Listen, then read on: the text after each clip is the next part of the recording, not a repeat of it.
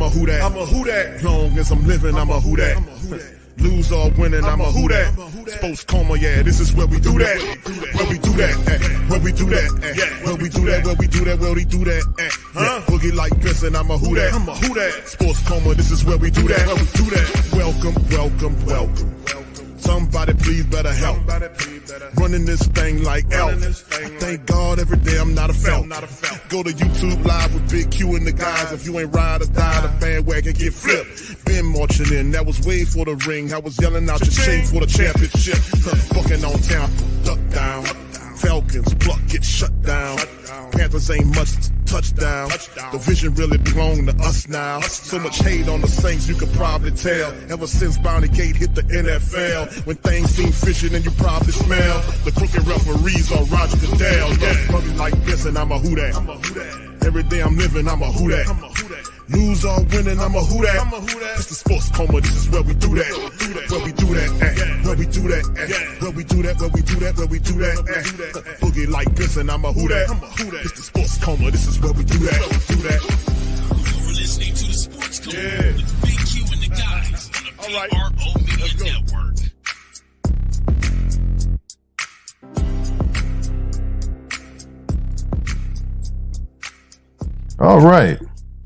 All right. Shout out to the mighty Who Dat Nation, man. Welcome. We're now rocking with the Sports Coma with Big Q and the guys, where we have intense, entertaining, educating, and enlightening sport talk from your favorite sports fam. Shout out to the fam. Appreciate y'all being in the live, man, on this one. Appreciate y'all being in the stream on this one, fam. Much love. Hope you guys are doing good. Y'all put one in the chat if y'all can hear me pretty good. Out and about, moving around. I appreciate y'all for being in the stream on this one. Sunday stream, Sports Coma, representing the mighty Who Dat Nation, man. Standing 10 toes down. We up in this thing. Much love to the fam, man. Shout out to Muse. We appreciate you. Trinity Montoya for the Cash App. That was on the last stream. I didn't catch it, so I'd like to give you some love on this stream. We appreciate you for that as well. Always good representing the mighty Who Dat Nation. So we like to thank you. Thank you. So we like to thank you on that as always. And here we, let me see if I can play this one for you. Wasting my time now, come on! Stop stalling! All right, big ups to you, and also appreciate you as well for becoming SC. Let's get on the screen. Shout out to her as well. Much love for Chantel for doing and becoming a YouTube member as well. So shout out to Trinity Montoya, Muse for the Cash App, and shout out to Chantel Penton for becoming a new member. So shout out to you. Appreciate you as well for being a member. Welcome to the family. Thank you, Chantel. Welcome to the Patreon and YouTube membership family. And for those family members that's out there, know that for as far as the Patreon YouTube membership family, it's not just the recognition aspect of it. What you see on the intros and outros is also a ton of lot content that we've done over the years and continue to do as well. So big ups to you guys. Appreciate you being on the stream. Hope you're having a fantastic Memorial weekend as far as, hanging out with the family, just doing what we do, all too well, just being true to who you are and what you are for this holiday weekend or Memorial Day weekend. Salute to all of the people that made the sacrifice for the country and protecting the country. Much love to you guys as vets in my family and across the nation. And there's a lot of vets that listen to the show. Shout out to you guys and salute to our veterans out there, man, that make the ultimate sacrifice. We love you and we appreciate you. We really do. So big ups to you guys. Much love. Who Dat Daddy, big ups to you. Sonia, OG, congratulations on 600 subs, bro. And anybody who know OG is one of the realest ones, man, give him a sub, man. Beverly, shout out to you. What's up, Jaden? Shout out to you, brother Wallace. Is in this thing as well. Much love. Chantel also adds Kenny Pickett is going to NOLA. That's the rumor here in Cleveland. Thank you. Yen, what's up, Yen Cartel? Big ups to you, Backwoods as well. Good to see you. Kathleen, I see you. Kathleen, big ups to you as well. Good to see you in the chat. Much love to all of my family out there. Gundam, what's up, brother Gundam? Skylight, big ups to your fam as well. Poppy 504, Desi, much love to you guys. Much love. All right, I think that's everybody, man. If you didn't get your Who Dat, give me a Who Dat, and I give you Who Dat. What's up, Dave? Shout out to Dave Griggs as well. The Creed says the arrogant way Rodgers answered the question tells you all you need to know about him. Yes, indeed. We're going to cover that article as well, fam. So, yeah, he and like I said, I'm going to give you my thoughts on them. What's up, Trap Star? Shout out to you, fam. Appreciate you as well. Yeah, we're going to talk about that. Super Saints fan, much love, fam. I see you out there, Ivy. Much love. All right, T-Mama. What's up, T-Mama, baby? L-Dub, big ups to you. Good to see you, T-Mama. Hope you're doing well as well out there. What's up, brother English? How you doing, sir? Much love. All right, so, fam, let's kind of talk about this, shall we? We open it up with the Aaron Rodgers commentary as well. We talk about Aaron Rodgers says he's not interested. Shout out to Canal Street Chronicles as well. They covered this story. And Tina, shout out to Tina as well. Much love to Tina. Aaron Rodgers says he's not interested in playing for the Saints. And it's even before this was a thing, fam, we kind of talked about this, about the whole Aaron Rodgers thing. But does it make sense for the Saints to grab Aaron Rodgers, even though if he get him at a reduced rate, does it make sense to have that old fuddy-duddy here? And I applaud the Saints to a degree of keeping it onto the young people, because at some point we've done this to death. And sometimes you want to have an older guy there, but Aaron Rodgers is not a quarterback. If you're looking for a veteran, if you're looking for one, he ain't the one you bring in. Talk about playing behind the youngsters. The Saints, if they are looking for a veteran and to be in the quarterback room, it most certainly is not going to be Aaron Rodgers. Aaron Rodgers is not coming here to help nobody. To be a good influence to the young quarterback room. Not interested in that. Aaron Rodgers wants to play. So whatever team he goes to, he has to play. He wants to start for the team. That's what he's looking for. He's not interested in coming and being a backup on a team with a young quarterback. It's just not what it appears what he is. And it might be time for him to hang it up, man.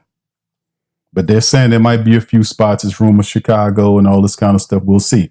But let's get right into the article, fam, that we're dealing with right here. Let me get it up on the screen right here.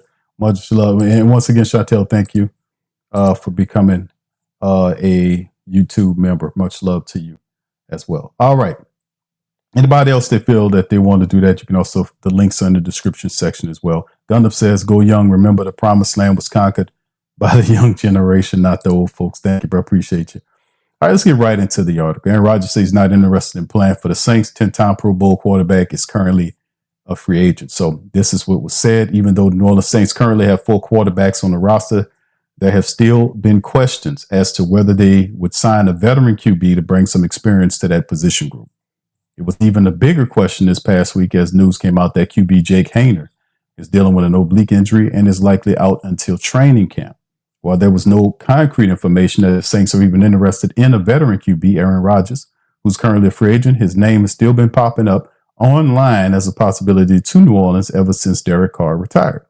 However, a video clip posted on X by ML Football should finally put any rumors of Rodgers to rest. The 41-year-old quarterback was recently in Austin, Texas.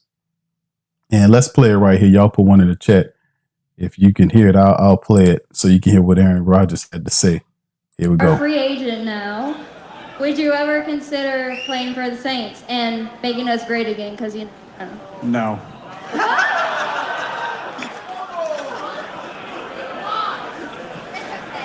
That's the answer. That's the answer. All right, next question. It's no. No, I've played there a couple times, but no. The answer is no. I'm too old. I don't want to live in Louisiana. Sorry. All right. So that's what Aaron Rodgers said about playing for the Saints. And the reality is Aaron Rodgers was never a serious candidate for being any quarterback in New Orleans, right? So, I mean, and it's no disrespect. I don't feel disrespect by Aaron Rodgers, who's 40-something years old, who's just basically a shell of himself saying no to New Orleans. It was never really a thing. And even when it was bantered about early on, I quickly slammed it because this guy is a shell of himself, and he's just in the money collecting maze right now. He's just, what is he playing for? Wherever you go, they're not going to be a contender. His last great stand was with the Jets last year when they put all the weapons around him, and he did nothing for them. So, I mean, he's not the quarterback he used to be. He hadn't been that guy since he left Green Bay. And at this point, there really is the Saints should not have any serious interest in Aaron Rodgers being anywhere around here. Like I said, I like what they're doing in terms of having a youth movement, and let's rock with that. I think, like I said, Aaron Rodgers is a shell of himself. He's a first ballot Hall of Famer, but at this stage of his career, I mean, you would probably get more out of a paperweight than you can get out of Aaron Rodgers. Let's just keep it 100% real with you. All right, what's up, Kai? Shout out to you, fam. Appreciate you for being in the live. Anyway, let's move on, man, to the next article. Y'all put your thoughts in the comment section about that as well. This is an article right here, and it's from MSN Sports. The Saints trade could bring former Super Bowl savior to their room. And we talked about this before. And will this be something we'd be interested in? This is what they're saying. Cleveland Browns may not know who their starting quarterback will be next season, but they do have too many signal callers on their current roster. Saints could be the perfect team to help the Browns alleviate their overcrowding. Making a move for Joe Flacco could do wonders to help the Saints option at the game's most important position. The Browns, presumably, signed Flacco to be their starter, but the organization plans may have changed in the draft. Cleveland selected Oregon standout Dylan Gabriel in the third before circling back for Shedeur Sanders' high-profile slot in round 5. The pair of rookies joined the aforementioned Flacco, Kenny Pickett, Deshaun Watson to form a 5-man quarterback room in Cleveland. The Saints are not blessed with so many options. With Carr's sudden retirement due to a shoulder injury, which left New Orleans front office scrambling to find a new quarterback in the draft. I wouldn't say all that.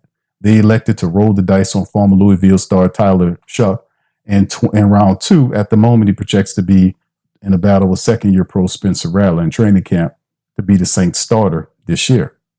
Saints could add a veteran presence in Joe Flacco to the QB room.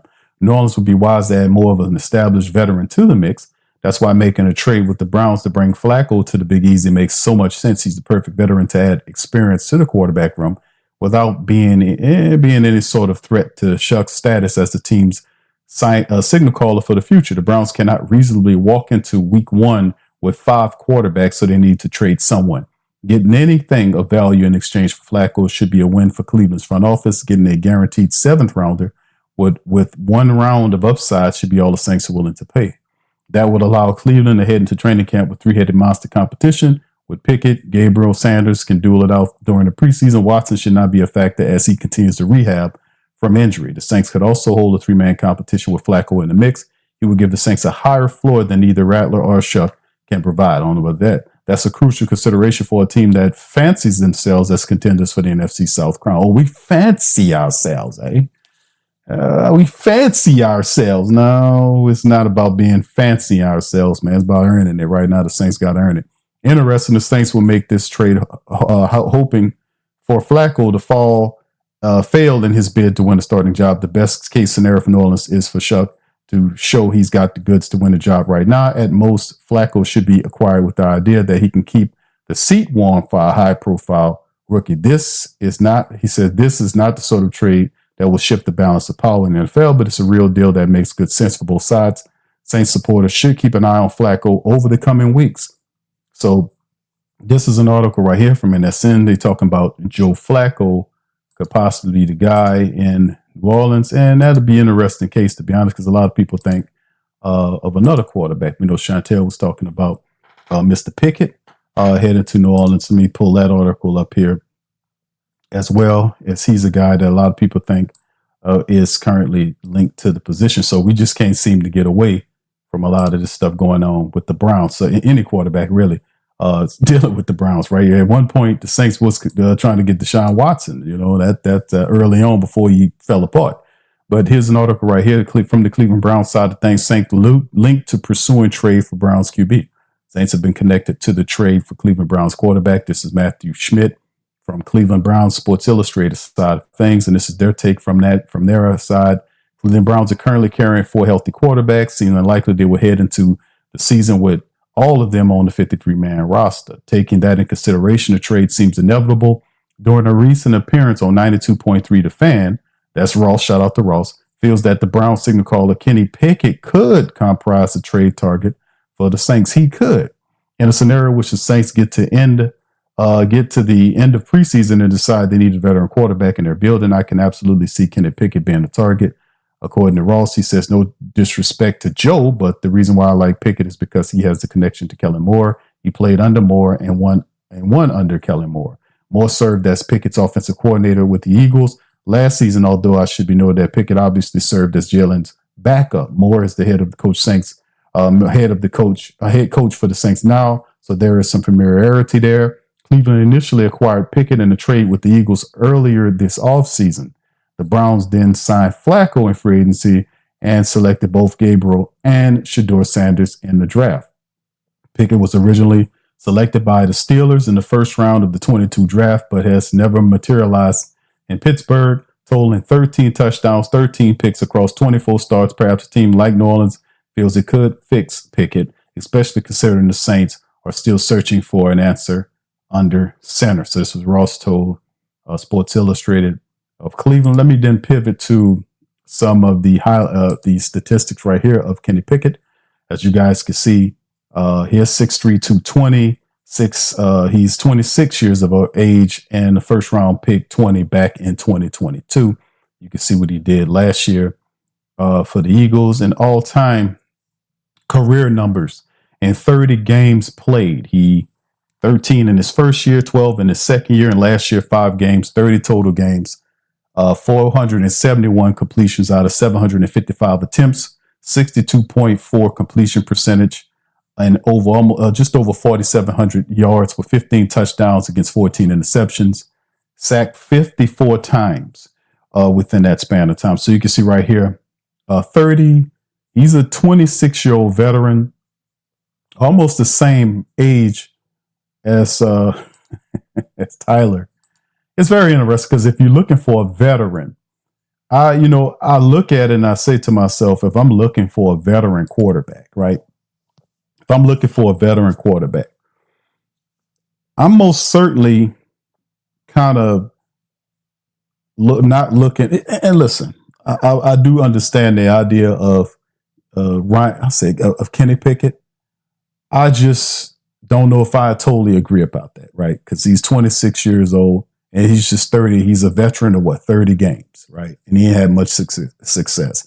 When I see a veteran steady in the room, I'm thinking more like a Teddy Bridgewater, somebody that brings tutorship or mentorship to it. Pickett's still competing. He's not, I guess, because he's still young enough. If somebody believes in him and they say fix him, if he ends up in the right system, he could very well be competing for a starting job. He's not bridge quarterback yet. He's not what I would classify as a bridge quarterback yet. He's 26 years old. He's been playing this is his 4th year. He was a first round draft pick back in 22. I mean, I don't know if I wouldn't say the man a bridge just yet.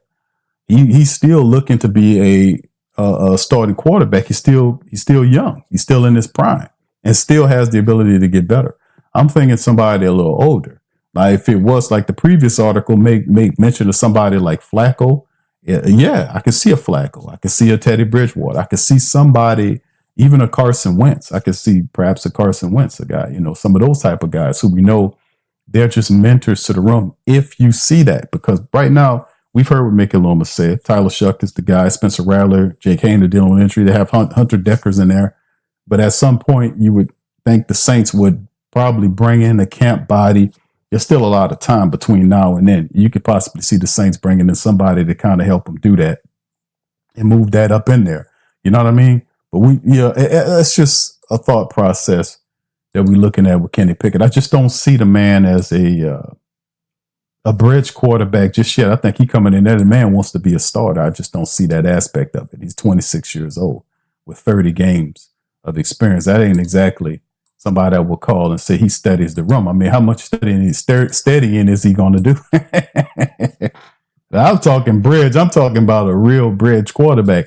I'm talking about a guy that been there and done that and just happy to be on the team. I'm talking about a guy just happy to be on the damn team. You know, he bringing them guys Gatorade and shit. He just had, you know, he a half a step from sitting on the couch on Sundays, that type of stuff. You won't bring that kind of guy in there, Joe Flacco type of guy, you know, that kind of stuff. I don't know about this Pickett stuff, man. But anyway, let's move on, man, to the next article right here.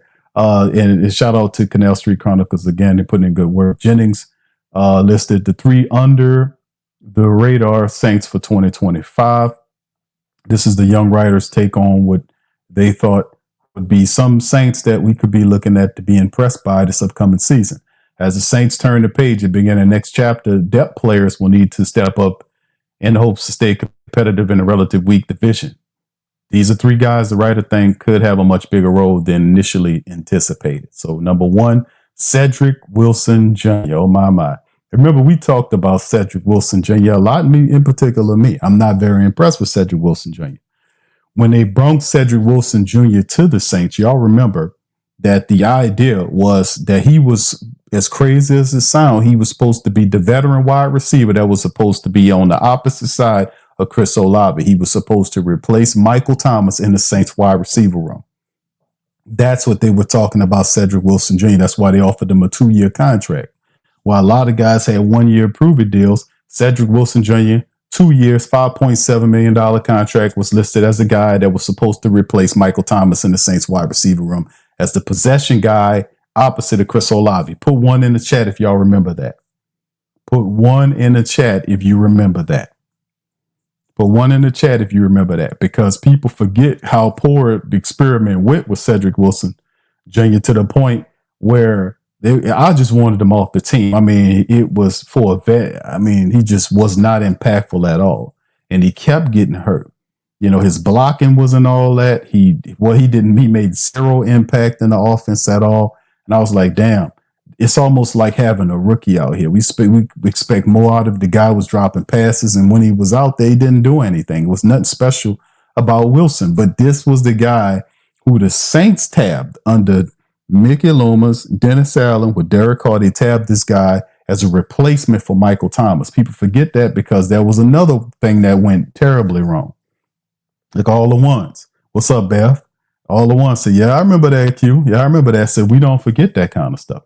Now, during the 2024 offseason, the Saints agreed to terms with Wilson on a 2-year, $5.7 million deal, hoping he can somewhat replicate the over-the-middle role held by Saints legend Michael Thomas. Remember that. The writer didn't forget either. Ultimately, his first year in the Big Easy didn't go as planned. He struggled to find a rhythm, finishing the season with 200 yards on 20 catches, 1 touchdown, along with 2 drops on 28 targets across 15 games. It was horrible. Now, the writer believes that Cedric Wilson Jr., now it's a total new system now. It's a total new system that he would have to pick up. They're thinking that he could be a factor in the wide receiver room. Let's see if he kind of delivers on any reason why he feels this way.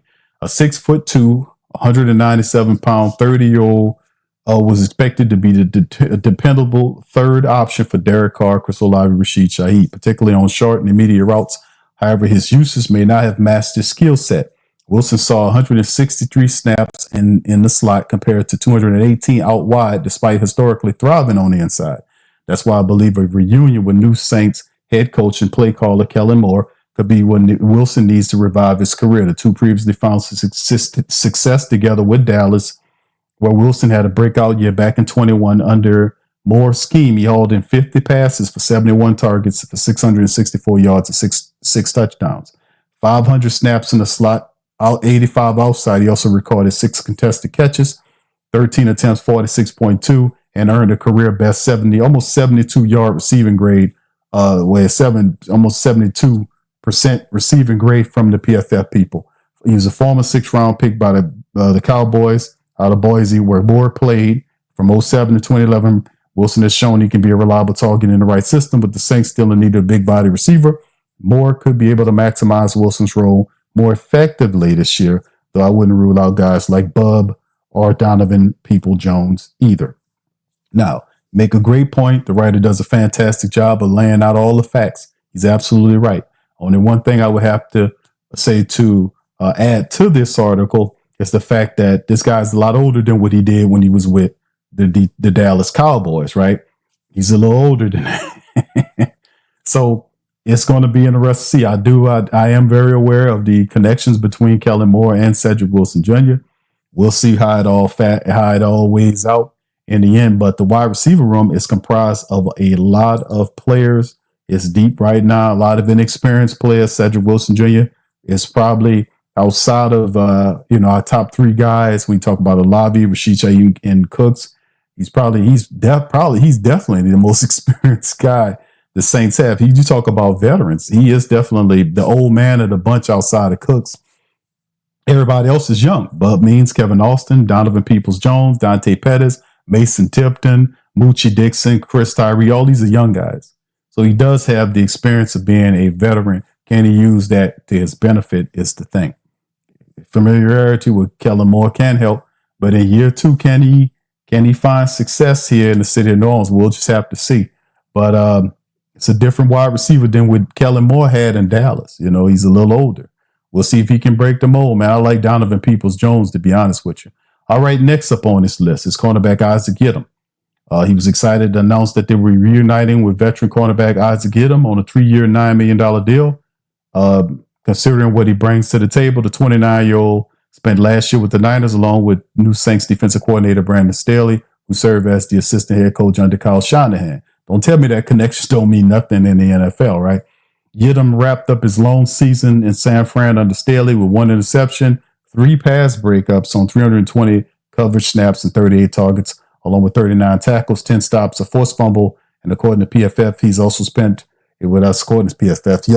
time on the special teams throughout his career and played 247 snaps in that role last year.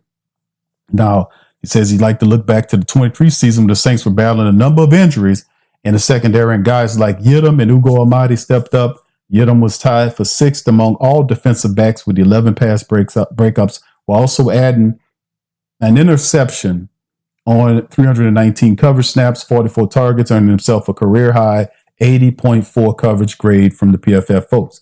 And his 25 tackles, 10 stops, and 1 pressure also helped him achieve his career-high defensive grade of 81.1. Now, Gidham saw 265 snaps on the special teams during his brief stint in New Orleans. So you put Gidham in the mix with Kool-Aid McKinstry. Wouldn't be surprised if he ended up coming away with the job, especially since 4th-round pick Quincy Riley would not be ready to start as he is recovering from a pre-draft injury. Now, that will be interesting because the top 3 cornerbacks, as seen by, I guess, the unofficial depth chart, and some of the people see the top 3 cornerbacks as Kool-Aid McKinstry, Alante Taylor, and Ugo Amadi. Now, does that change with Coach Staley? We know Isaac Gidham did get better. Now, when Isaac Gidham was with the Saints early on, he did improve. He learned how to turn around and face the ball. You can't face guard wide receivers all the time. He gained more confidence to be able to understand and read the eyes of the receiver so he could turn around and face the ball and make a play. Whether you're making a deflection or an interception, you can't do that unless you know where the ball is. And the wide receiver is going to let you go. The slickest ones know how not to, tip their hand, so to speak, until the ball is right there. Like, they want the real slick ones will not show you the ball coming. They'll just turn and it's there, right? But those ones that are not as slick and as certain as those guys at the top of their craft will telegraph to you, the defensive back, when the ball is on its way. They'll be looking, there'll be hands raised, there'll be shifting of the ball, their hands to face where the ball is going. There's different ways they'll tip. They'll let you know, hey, man, that ball on the way. You need to turn around and find where the ball at. But sometimes you got cornerbacks that get beat from the word go and they're in the chase position the whole way. Well, Gidham got better on that. So he did a good job in San Fran. And the Saints wanted, they went for other veterans outside of them. And then there's still other people in the mix. We talked about Asante Samuel Jr. that the Saints had a discussion with. Is he a factor? We know the Charger connection with Staley, all this kind of stuff. But we'll see if that is something they face down. But outside of that, he very well, Isaac Gidham most certainly will be in an opportunity to try to compete for a job. But if not, he'll just be a solid backup by Kool-Aid McKinstry, one of those guys. So it'll be fun watching that happen. So not mad at that move at all. All right, and then his final pickup is a undrafted guy by the name of Jacin Davis. He's a defensive end, one of the undrafted guys. The Saints did give him some guaranteed money. I think the most guaranteed money of all the undrafted guys, if I'm certain, $30,000 of it. The writer makes mention here. 6'3", 250. Edge rush out of Wake Forest. More than likely, Jacin Davis will probably be playing a lot of linebacker in the 3-4 alignment. But he recorded the second most tackles for loss in program history with 51. Finished third in sacks with 25.5. Also posted 12-plus tackles for a loss and 40-plus quarterback pressures in each of the last 3 seasons. So this guy knows how to get to the quarterback. I don't know how he fell out of the draft because I was watching footage of Jacin Davis, and I don't know how he got out of the draft. This is definitely a guy that should have got drafted. But the Saints, they got a good draft jewel here. Isn't the typical Saints pass rush as a team usually targets prospects with higher RAS scores. He posted 4.81 out of possible 10, ranking over 1,000 out of 2,030 defensive ends from 87 to 25. He flashes good closing speed. He sometimes be exposed in the running game, has a lot of college production, has good speed as well, has a certain amount of power to his game as well. It could definitely carve out a role, he mentions, as a stand-up rusher in this scheme. We'll see. And, of course, he says eager to see how he behaves in training camp. He's also worth noting that Trajan Jeffcoat, a 2024 undrafted free agent out of Arkansas, impressed last offseason before missing his rookie year with an elbow injury. Signed a reserve future deal with the Saints at the end of the season. The Saints also selected Syracuse edge rusher Fadil Diggs in the 7th round of the 2025 draft. So Davis will have his work cut out for him. So these are a few of the players that the writer had mentioned. Got undrafted guy, Isaac Gidham, the veteran, to add some depth to the secondary. And Cedric Wilson Jr., to me, is a very compelling case because there are not too many people that's that high on Cedric Wilson Jr., to be honest, which I think, along with the movement, the youth movement at the quarterback position, ultimately, I do think the Saints will, if they smart, will bring in a more accomplished veteran. Not, outside of them signing the Brandon Cooks thing, a lot of people are looking for a possession wide receiver. And they do have a couple of good ones out there. Allen in particular is one that fits the bill. The money would be right for the Saints. They have the money to sign him, not to mention the fact that there's a connection with the current head coach. So perhaps that's something that could work. Maybe somebody else might like him a little bit more than us. There's still time for the Saints to make a move here. Like I've talked about before, I've said that the Saints need to focus on improving, getting the possession of, even though Donovan Peoples-Jones is a very interesting prospect, he had a good season with Cleveland a couple of years ago.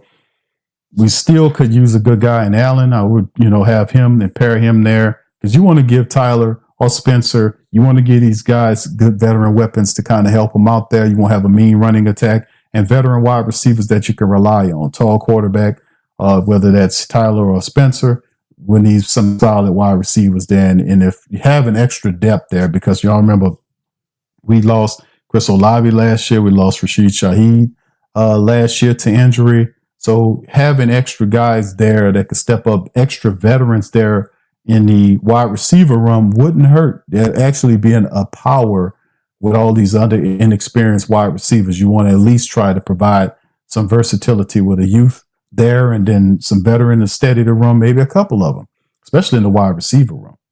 All right. Shout out to that writer. Let's move on to Athlon Sports. Bob, shout out to Bob, had an article ranking, according to the Pro Football Focus, the Saints quarterback situation.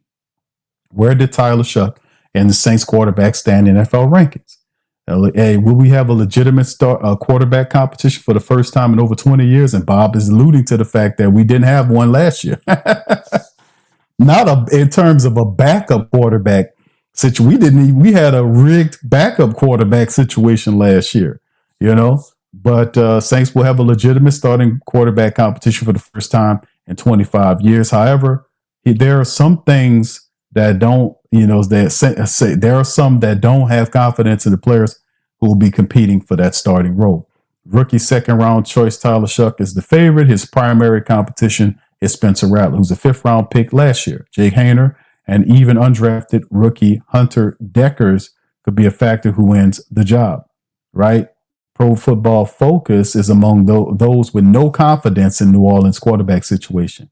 In an article for PFF earlier this week, writer John Kosoko ranked the projected Saints quarterbacks in the NFL for this upcoming year. And this is what he had to say. Kosoko projected the Saints starter to be Tyler Shuck. He ranked Shuck as the Saints at 32nd last in the league. No guess. One of the most surprising developments of the 25 draft was Tyler Shuck being the third quarterback off the board. The 26-year-old rookie spent 7 years in college and now enters a wide open competition in New Orleans following Derek Carr's retirement. Between Tyler, Spencer, and Jake, the Saints quarterback room is arguably the weakest in the league. Regardless of who starts, expectations are low. Those supporters can at least hope that Shuck delivers a few highlight reel moments, right? That's what he said. He ranks him as third. Kosoko and PFF broke down the 32 projected starters into 6 tiers. The Saints were in tier 6, the low-end starters and not long-term options. Shuck and New Orleans were among 4 included in this group. So you got right there, you can see from 29, 30, 31 to 32, Flacco, Richardson, Mason Rudolph, and then you see Tyler. Kosoko listed Mahomes, Burrow, Lamar Jackson, and Josh Allen in tier number 1, the elite group. And there's no viable argument for 3 of those 4. However, the rest of PFF rankings severely reduces the credibility of the list. PFF listed Jalen Hurts, and from the Eagles, Jaden Daniels, Matt Stafford, Justin Herbert in tier 2. The high-end starters, little argument with those, but Houston, CJ Stroud was listed tier 3. A solid starter that needs more help. They ranked above him was Baker Mayfield, Jordan Love, Geno Smith. He says, really, Geno Smith? Rankings of subjective and mostly reflects a personal bias in the case. Now, Shuck has yet to take a regular season snap. Neither has J.J. McCarthy from the Vikings, who's ranked 21st. Or Cam Ward, who's ranked 25th. Richardson, who's 30th, and Michael Penix, who's 23rd, have played a combined amount of 18 games in their careers. Now, Caleb Williams from the Bears is 24th. Drake May is 22 from the Patriots, are coming off extremely erratic rookie seasons with Sam Darnold ranked 26. Justin Fields is 28. Our former high first-round busts that have yet to put together a complete and competent season and have played for a combined 6 teams in 11 combined seasons in the NFL. Russell Wilson and the Giants at 27. Joe Flacco is 29th. And over-the-hill veterans that may not even start for their respective teams. Mason Rudolph is ranked 31st, has never been able to hold a starting job in 6 NFL seasons. Boy, that Pittsburgh job is, I don't know what they're doing. Now, Tyler has already made Saints franchise history. He's the second quarterback to be drafted in the first or second round by the Saints in 58 years, and the first since Archie Manning in 71. He could become the first rookie quarterback to be the Saints opening day starter since Manning in 71. So whether Tyler continues to make New Orleans history in a positive way, only time will tell. Saints coach Kellen Moore didn't use a second round pick on Shuck to be a short-term option. He did because he views Shuck as a potential quarterback to rebuild the Saints into a playoff hopeful. Shout out to Bob, man. Much love to Bob Rose. Good article. So there you go, fam. Some of the writers have the Saints quarterback room listed dead last in this here NFL, man. So we'll see how that goes going forward. I mean, it's a far-going conclusion. It's not a far-going conclusion, fam, to understand that you got a rookie. Basically not a rookie, but you got a young room, right? An inexperienced room. We know all this. We know they're inexperienced. And the fulcrum is, the point of emphasis is that the guy Tyler Shuck turns 26 in the fall. Kellen Moore said, that's my guy. So he don't have all of the time that you would have with a guy that's 23 to say, well, we got a little time. We can kind of work him into the mix. Now the guy turns 26. You can't. You got to go now. So it is like we got him here, this, that, and the third. It's like, yeah, he's been in college for 7 years, but he had one good year of production. So it's a big gamble. Although I like his temperament, I've listened to his interviews. I like how he talks. I like his mindset. Got good size, got a strong arm, throws a nice tight spiral. His accuracy is okay. Still a lot to watch there. So, I mean, one thing I like about him, he's staying tall in the pocket, having a tall quarterback that can see that field, be able to deliver the ball. But it's still a lot to learn.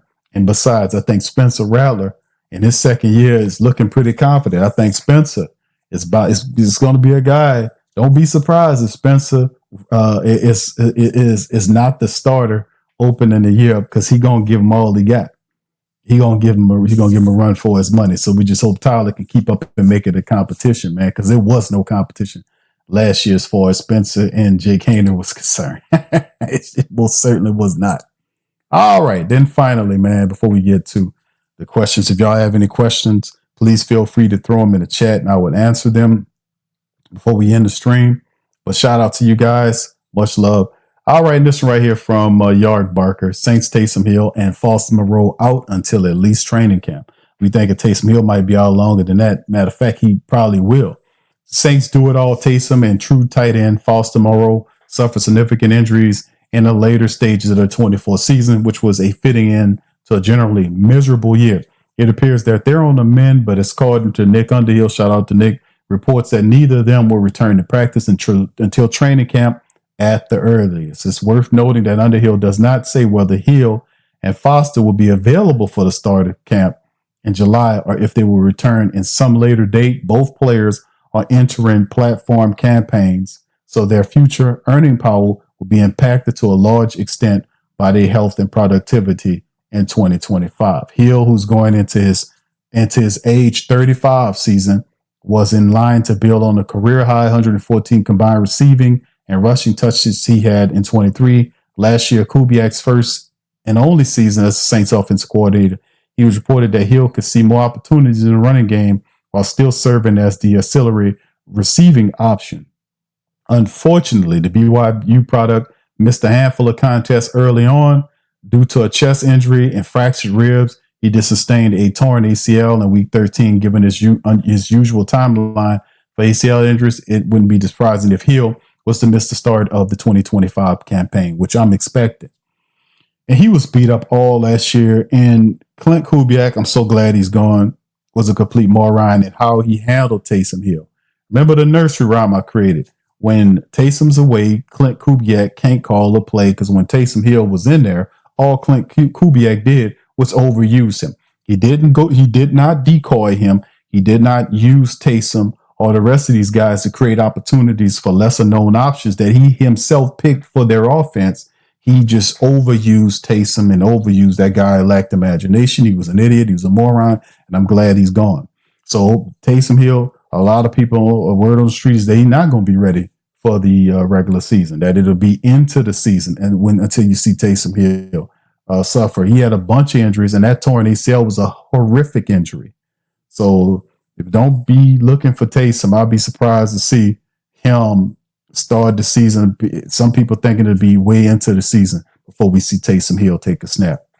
When he's healthy enough to return, it's unclear how new head coach Kellen Moore and offensive coordinator Doug Nussmeier plan to use Hill. Even with an ACL injury, it is unlikely the college quarterback, who does have a 7-2 record as a starting signal caller in the pros, who has not thrown any passes except in special packages since 21, would have factored into New Orleans' upcoming QB competition. I would say not. Maybe every now and again he would throw a pass or two. Like we talked about it for years with Sean Payton when he created the idea of Taysom Hill. Taysom Hill was a creation of Sean Payton so that he can keep Drew Brees at the quarterback position.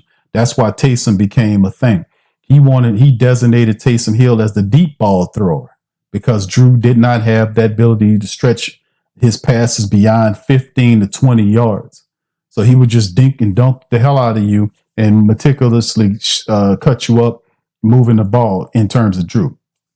Taysom, on the other hand, did not develop his QB acumen. And I mean the touch on the ball, his accuracy and intermediate passes. When he was in the game and given opportunities to be a quarterback, you could see he had the option to either throw the ball or run the ball. His first inclination in a lot of that, because he lacked the patience to watch the play develop to where it's supposed to, he'll just take the hell off and he'll pick up the yardage. So he was more running back than he was anything, right? He can catch the ball, this kind of stuff. So that's what I was saying for a while. It's like, this Taysom is not a quarterback. He's a guy, he's a running back. You can use this, that, and the third, but he's not accurate enough. And if you had given Taysom Hill plays, like it could have been 3 to 4, and I said this for years when they were trying this, give him 5 plays to learn. Don't give him no more in terms of a quarterback. Give him 5 plays that he mastered.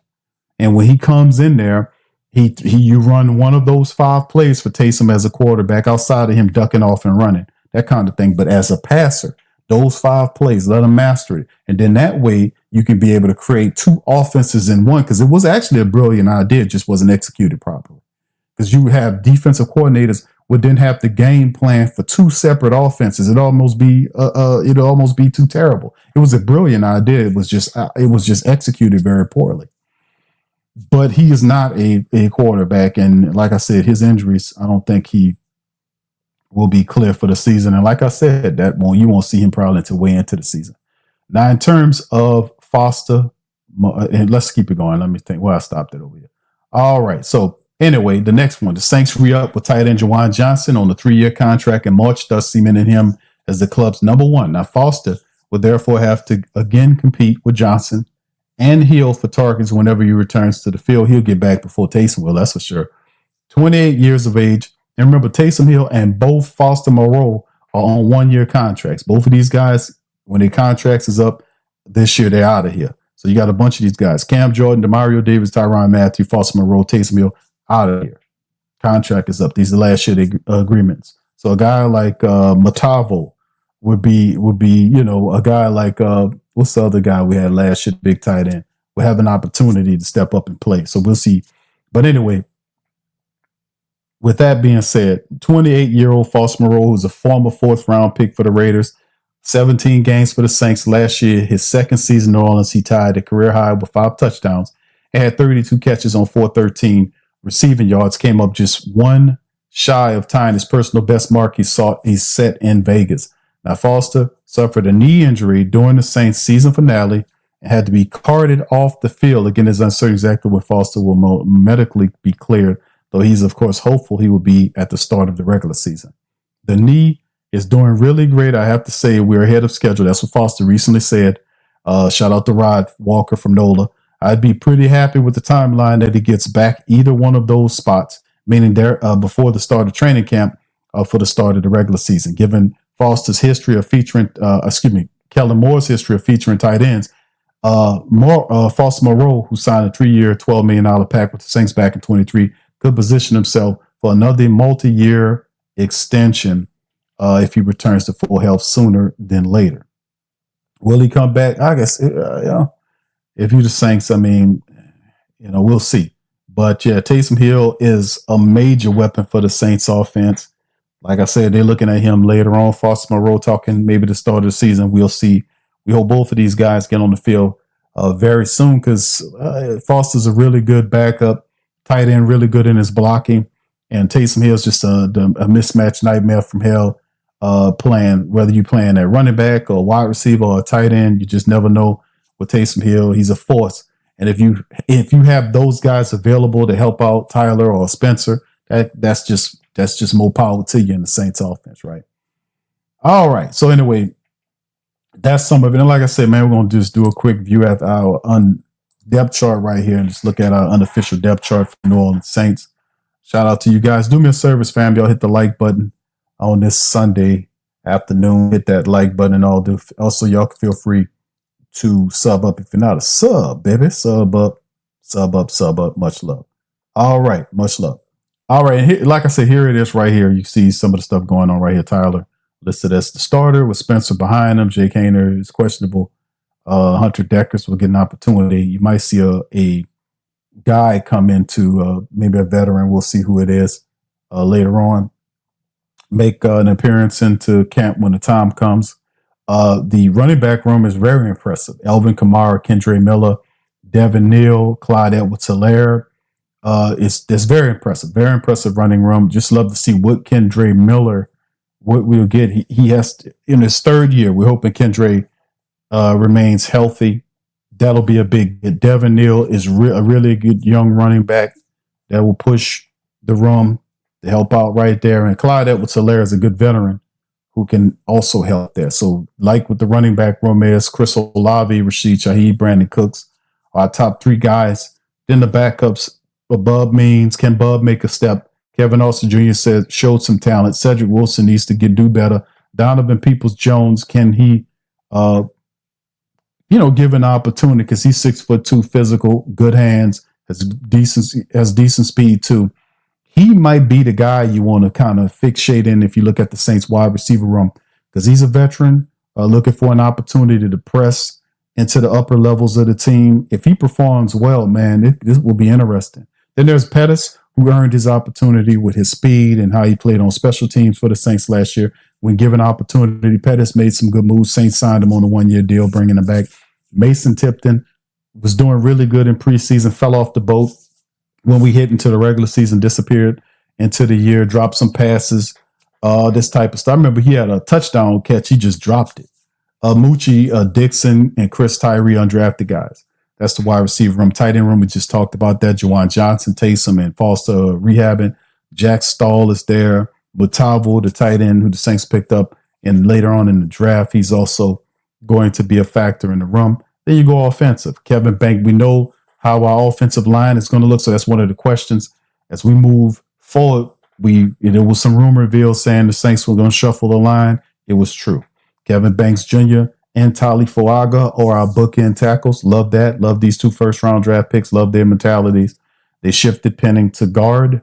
Penning has a competition with him and Dylan Rudance, and Nick Seldaveri is also in the mix. So it'll be very interesting. Trevor's main competition is Dylan Rudance, and Rudance has some experience. He's on the one-year proven contract. Penning is in his last year.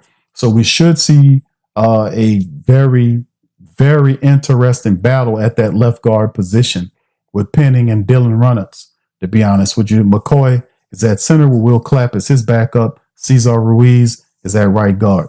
Now, like I said, I like the competition aspect, but when you get to the backups, I'm not really, we're going to need some veterans there. Josh Ball, Kyle Hergel, Josiah Izrahim, Easton Kilty, Torricelli Simpkins, all these, Nick Seldaveri, all these guys have some talent, but they're unproven guys.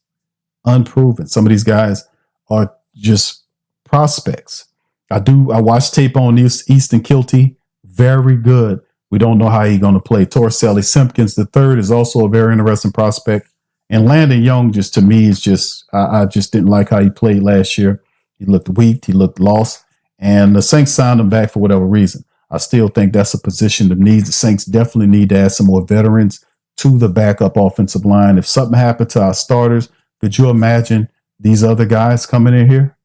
I mean, we need some more. You got the one position, if you know all the Saints, that you can't afford to overlook and underman, it's that backup offensive line position. You cannot do that, because if you want to have success, even a little bit of success, you're going to have to run the ball. You can't have Tyler throwing it 30 times or Spencer throwing it 30 times a game. That's not going to win you anything with these young quarterbacks. You have to be able to run the ball using our veteran running game.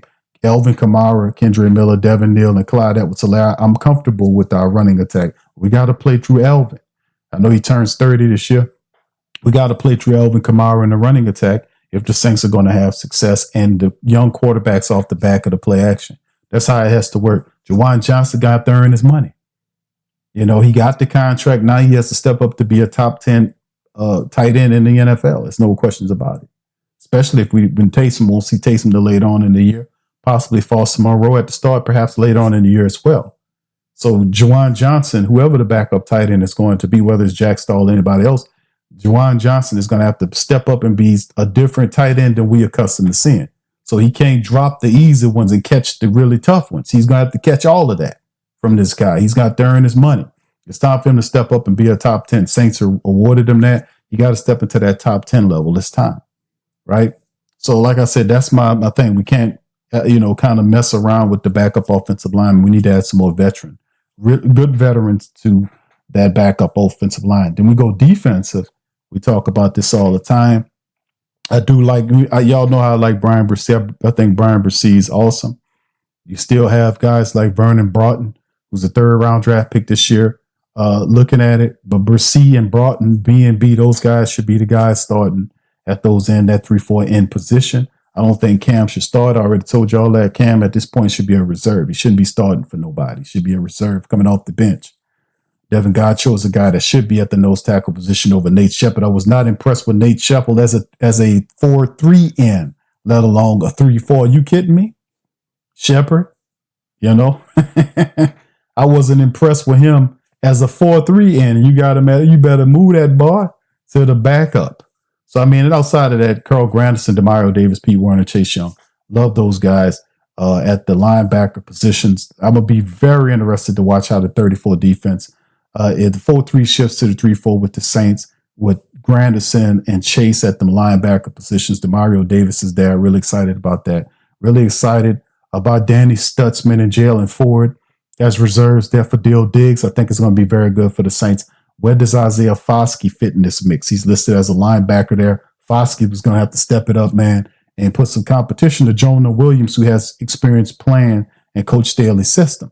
So it's going to be interesting battles in camp, especially at the linebacker position, fam. When you got a 3-4 unit, that linebacker position is very important. So the Saints going to keep some more linebackers than they accustomed to keeping in the 34 look. And of course, in the secondary, Kool-Aid McKinstry, ready for that second year, ready to lead up to stardom, perhaps.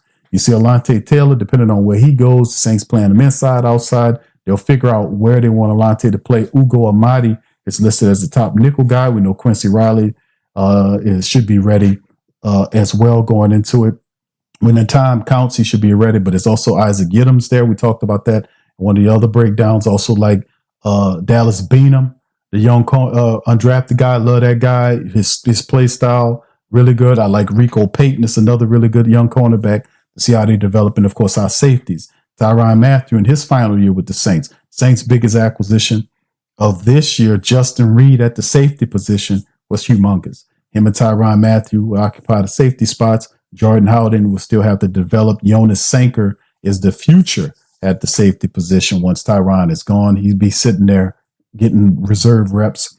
JT Grant, the rest of those guys. And, of course, even if you get to the special team aspect of it, which is also important, and you look at guys like Blake Grupe and a punter battle, that'll be very interesting, too. A lot of people see James Burnip, who's considered the best punter in college this past year, didn't get drafted. Saints got that guy as an undrafted punter. A lot of people think that James Burnip would burn Matthew Hayball out of town. Like Hayball punted his other guy out of town before. They're looking at him possibly Burnip basically moving Hayball out of town. And he could very well do it. The guy's very good. So we'll be looking at that punter battle as well. And, of course, who's going to return? Who's going to be the returner? Rashid Shaheed is listed here. Well, like I said, this is unofficial. Velus Jones Jr., who was brought in here. He's a former wide receiver, running back, prospect, whatever you want to call him, from the Chicago Bears. They see him as a return guy. And Pettis, who was here doing kick return duties. For whatever reason, they got Kendre Miller listed as a kick returner. Keep him away from that. Maybe Clyde Edwards-Helaire in that capacity at time. But if Rashid Shaheed is seen as your second or third most valuable wideout, you don't want him in the kick return, punt return aspect of it. You don't want him to get dinged up there. So Velus Jr., Pettis, and others. Maybe there'll be another guy that could step out of and develop and maybe add to the return game. Perhaps Donovan Peoples-Jones. He could be thrown in the mix there. So only time will tell. So, like I said, man, we'll be seeing. We all talked about this before. We mentioned the area about the Saints in terms of what it looks like going forward in the schedule side of things, which will be interesting, right? The schedule side of things. That's the major thing you got to pay attention to. A lot of people picked the Saints 6-7 wins. Some people had, like myself, thought with that easy schedule, that they can get more than that this year. But it depends. It really depends on, can they establish the identity right away? Can the identity be established right away? And once established, play through it. The big point of it all is, can success be had with the Saints depends on the consistency of the Saints lines. How good can the offensive line be right away? How good could the Saints up front be on defense? Those are the two things. If you can run the ball and play defense and turn teams over and give sharp fields to your offense, that could really help you, gather wins.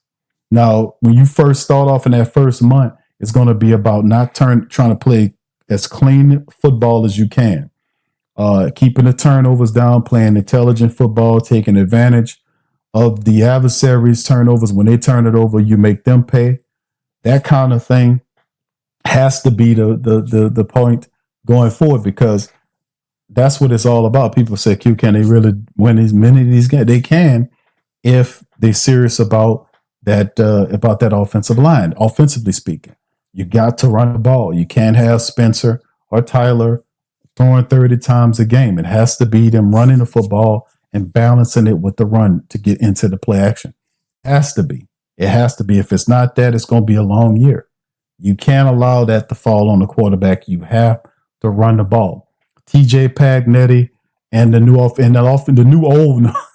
old offensive line coach, they're back. I expect the Saints will have a rock'em sock'em ground pound game, because that's what that Pagnetti guy does. That Pagnetti guy is a ground pound thought process type guy. He's going to try to make sure those Saints offensive linemen are ready to play some football. But like I said, we still need some veterans to back up. We're just too young as backups. There's too many unproven guys as backups on our backup offensive line. So we need to add some talent there. If we're going to use the model, we need to run the ball. We cannot we can't allow ourselves to be stopped in the running attack. You're asking for disaster. It'll be last year all over again. We can't let them one-dimensionalize us. We have to be able to run the ball consistently. That's what it comes down to.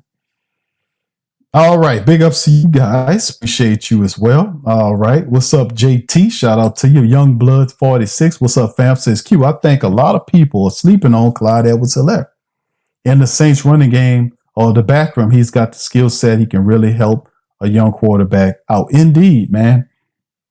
If you watch him play, he reminds me, maybe not as, because see, I'm kind of biased toward Clyde Edwards-Helaire because he's an LSU Tiger. And I watched Clyde Edwards-Helaire put up big games for LSU. Saturday after Saturday, he went to the pros. His game translated with the Chiefs. He went up there. He was a space back. He had a little power to him. He got some speed to him. He catched the ball really well. Yes, they sleeping on Clyde Edwards-Helaire. Clyde Edwards-Helaire that's why I said I like the Saints running room. I like the Saints running room because of, Kamara don't have to be beaten down into the ground. You got Kendre Miller in his third year. Kendre got to show up. I ain't going to say the man an insurance policy, but Devin Neal is a really good running back. That's Kansas' all-time leading rusher right there. And they had some pretty good running backs came out of Kansas. But Clyde Edwards-Helaire is a guy the Saints picked up. I think he was the first guy that they signed. And when they signed, I was like, wow, because he does a lot. He can help you out in special teams and return aspect. He's a guy you can line up like a wide receiver if you're short there. He's a guy that complements every one of the backs that you have. If you want to decoy Elvin, you can run a 3 running back rotation with Clyde Edwards-Helaire. You can move Elvin Kamara and space him out and line him up like a wide receiver and have Clyde on the other side. He catch the ball just like a wide receiver. Have Kendre Miller back there as your lone back and be able to run with a 3 running back look. You can do this. He adds versatility to what you got. You don't have to wait for him to get there. If you need a wide receiver out there, Clyde can come in, in a pinch and do something for you. He's very versatile. So hopefully we understand Kellen Moore has a good head for his offense. Maybe that's when he's seen when they sign him is that, hey man, everybody could use a Clyde Edwards-Helaire. And his style reminds me so much of Darren Sproles. It's ridiculous. He might be a little chunky, a little muscular than Darren was, but his running style reminds me so much of Sproles. He just got a little bit more power to it. But the guy is very versatile and can help you win games. So absolutely, young bloods, you're right, bro. They're definitely doing that. All right. Thank you. Brian says okay. Shout out to you, Brian. Thank you for tuning in, man. He says, Boise resident here. Just let your coach play QB. Dude's often awesome, and injury run one true chance at playing. Yeah, well, he's coaching. If you make a mention of Kellen Moore, his bright-eyed, bushy-tailed approach to everything. You know, he got. I call him young JFK. You know, he got. It's. I don't know, man. I'm just crazy, I guess. But I can see him at the press conference. Got these big ass teeth, and he always smiling. And he's a smart guy, man. But I really like the fact that it's a young guy. It's not a regular Saints pick. It's an outside the building type pick. He's a young guy that knows offense. We talked about wanting a head coach that was an offensive minded guy. And the guy, you give him his quarterback. He picked his quarterback. You got to build the offensive line, give him a running attack. Saints have Staley. I think Staley's going to be a really defensive coordinator, a really good one for us. He's going to run a system. It's going to be really fun watching the Saints offense figure it out and the Saints defense figure it out. This is really going to be an exciting training camp period because it's different. You know, the team switching from 4-3 to 3-4. You got players that was defensive ends moving to linebackers. How do they adjust? You got new players coming in, trying to fit in. The competition on some of these players is going to be a little bit more stiffer. You got the offensive team coming in, trying to establish themselves. They got even return. They also special teams competitions to be aware of that we're interested in. The punter battle, you know, watching that. The kick returners, who win that? Is Velas? Is it, you know, that type of thing. So it's different and it's new. All right. Thank you, bro. All right. Synergy Fitness 365 says, Q, we are too small. That's why we had so many injuries. Too small just across the board is what you're saying, Synergy Fitness? Too small. I mean, kind of quantify that for me, bro. Kind of be more specific. I don't know if we were too small. As a team last year, I would kind of say a lot of times we were just inept. They wasn't trained properly. You know, like when Dennis Allen was running the team. I mean, guys, and Elvin Kamara said this, and I said this before Elvin said it, because you can watch the tape and see that the team was lacking discipline. Elvin said guys would false start in practice and nobody would say nothing to him. He said that. And I'm like, that's so not what you're supposed to. That is so not accountable. So it doesn't surprise me that the Saints were false starting during the games. They were dumb. They were slow. They were unintelligent in many. It don't surprise me because the preparation was bad because you had a possum, ugly possum running the team, as opposed to somebody that was intelligent that believed in accountability. He talked about it early on, but the guy couldn't spell accountability. He didn't know what that is.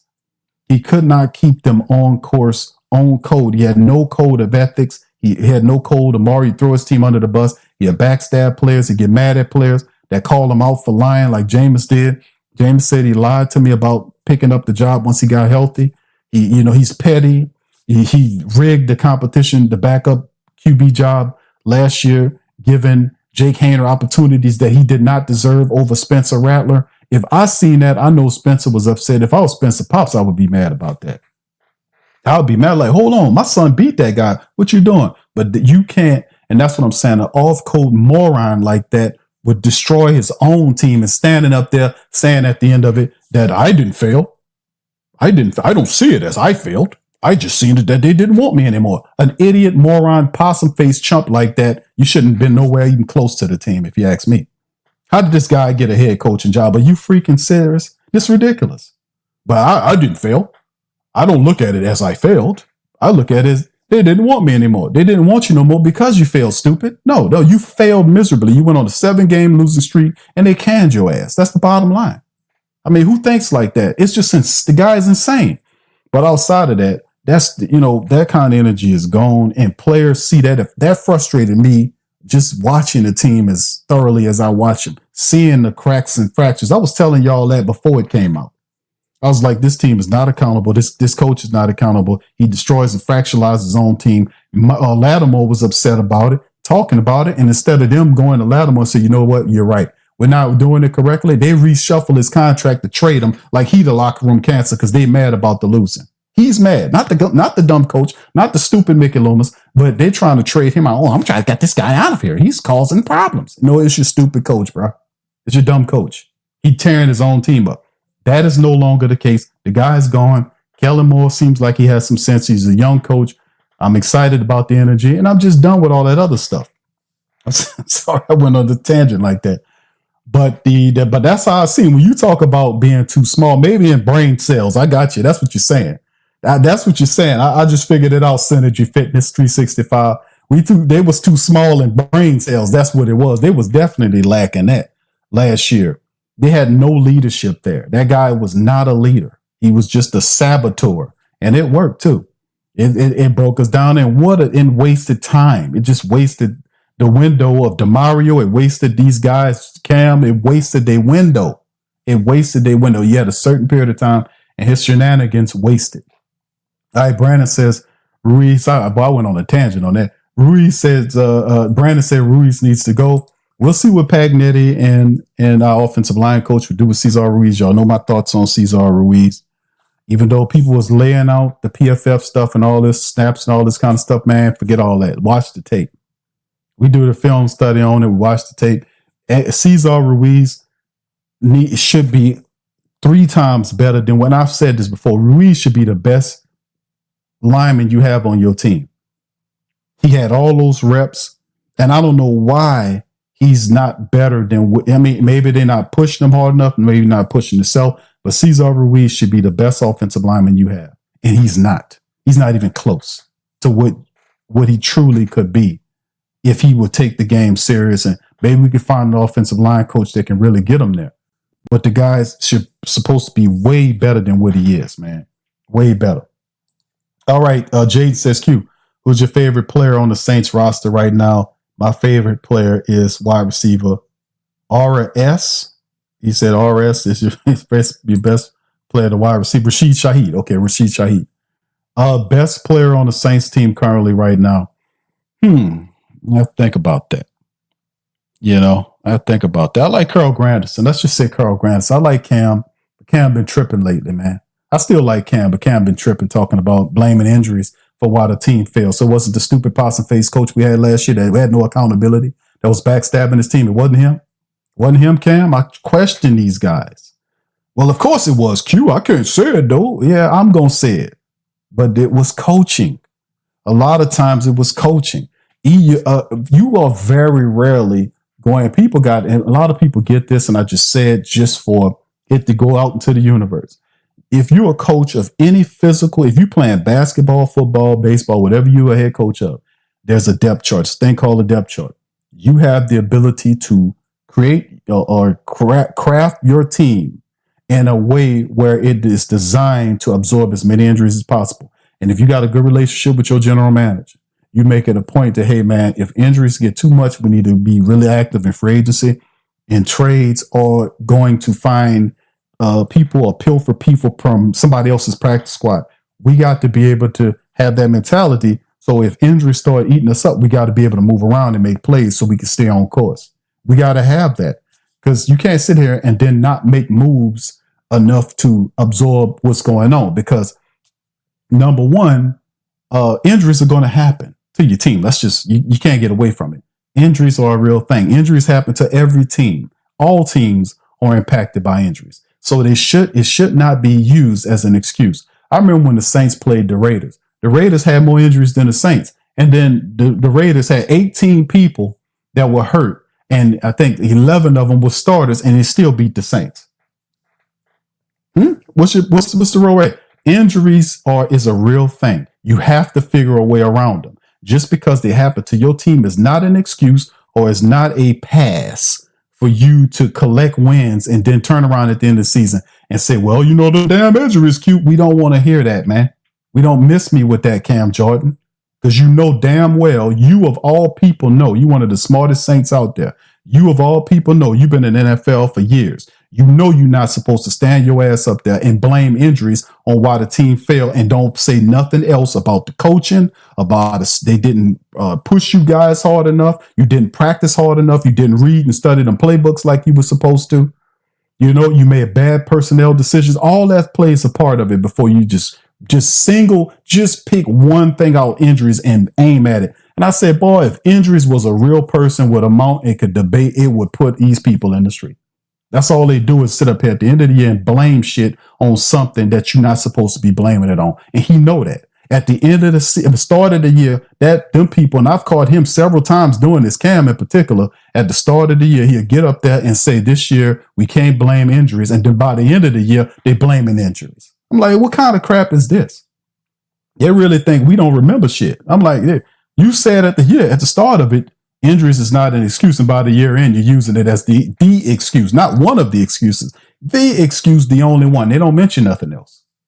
They don't talk about nothing else. They don't talk about them going to work harder, lifting more weights, running a little longer, changing up their regiments, doing stuff like that, committing harder, doubling down, tripling down, quadrupling down, holding player only meetings without the coach. Remember that?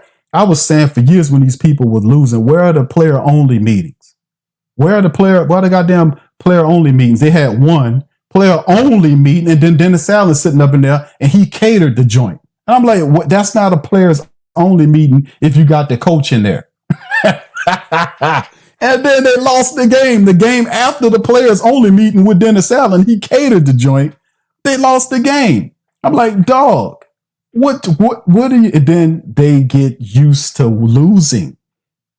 Then you hear DeMario and Elvin Kamara coming out talking about it. And then you become check collectors because you're so used to losing and just been a losing ass zero. Then you just start, well, we're going to start taking up for this losing ass shit. It's paying me money. And then when you do that, then that's when I rip you in half. That's when I go in on you because if you're a winner in life or whatever you do, you're not going to sit up here gleefully and patiently and put up with losing. If you're a leader of the team and these guys are supposed to be captains, they're supposed to be turning over rocks and creating complete hell in that building to get back to winning. Because guys, there's complacent players in there. There's bum ass players in there that ain't supposed to be in there. When stuff like that happen, you got to start shaking stuff up. Well, I'm just keeping it real because you got whoever last year the Saints had a lot of people collecting checks and not turning in shit.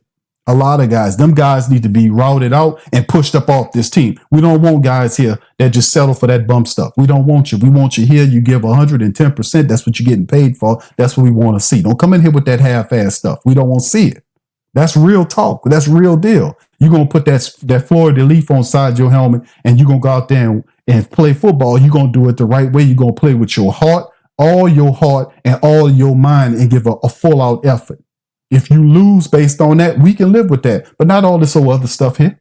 We're not tolerating no stuff. And them boys know that's the truth. They know that's the truth. We ain't going to sit up here and let you placate for these people. But like I said, I like Carl Granderson as one of the guys, one of my favorite Saints guys. Cam, I like Cam. I ain't been on that bullshit lately. But I do like Carl Granderson. I do like Cam. I do like Elvin. I like these guys. They're good. They be slipping every now and again. You got to get on them. But Kool-Aid, McKinstry, guys like this, Tyrann Mathieu, I like Tyrann. Even when he was on that foolishness too, with Dennis Allen as the cool coach. And then when Dennis Allen gets fired, he on the press conference a week or so later saying that he couldn't be himself. Nobody did a story on that, by the way. I was like, hold on.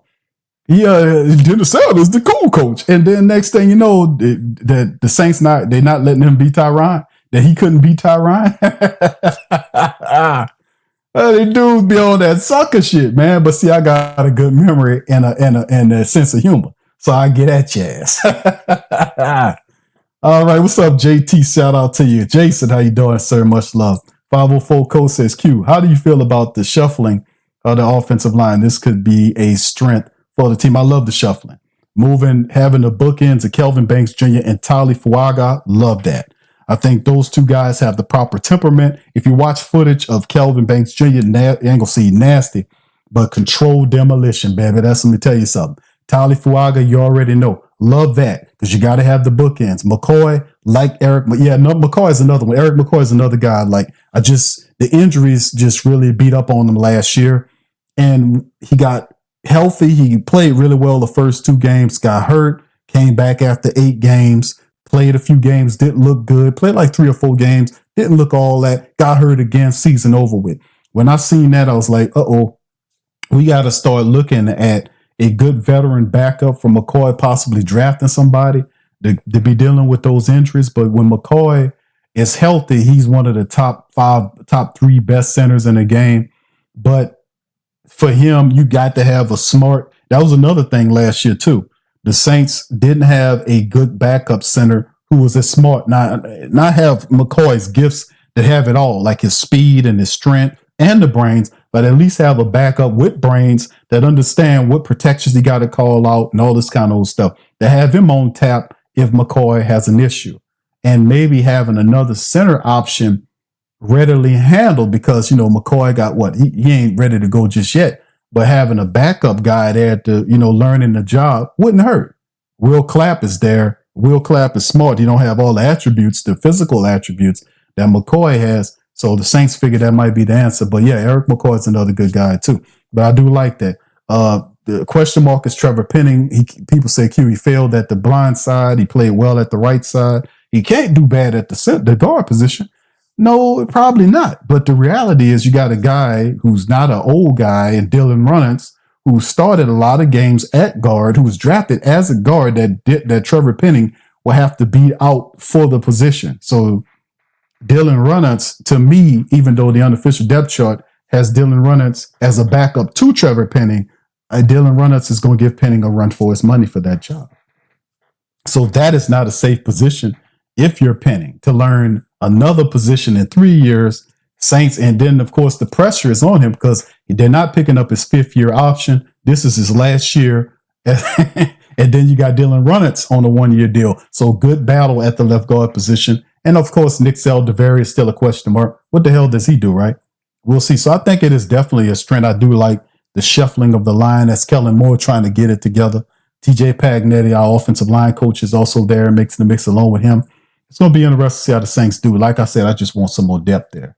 Jack says, we got 4 first-round picks and the second-round pick on the O-line. If they don't play lights out this year, then fire the scouting department, and they should be top 10 all lines with all the draft capital.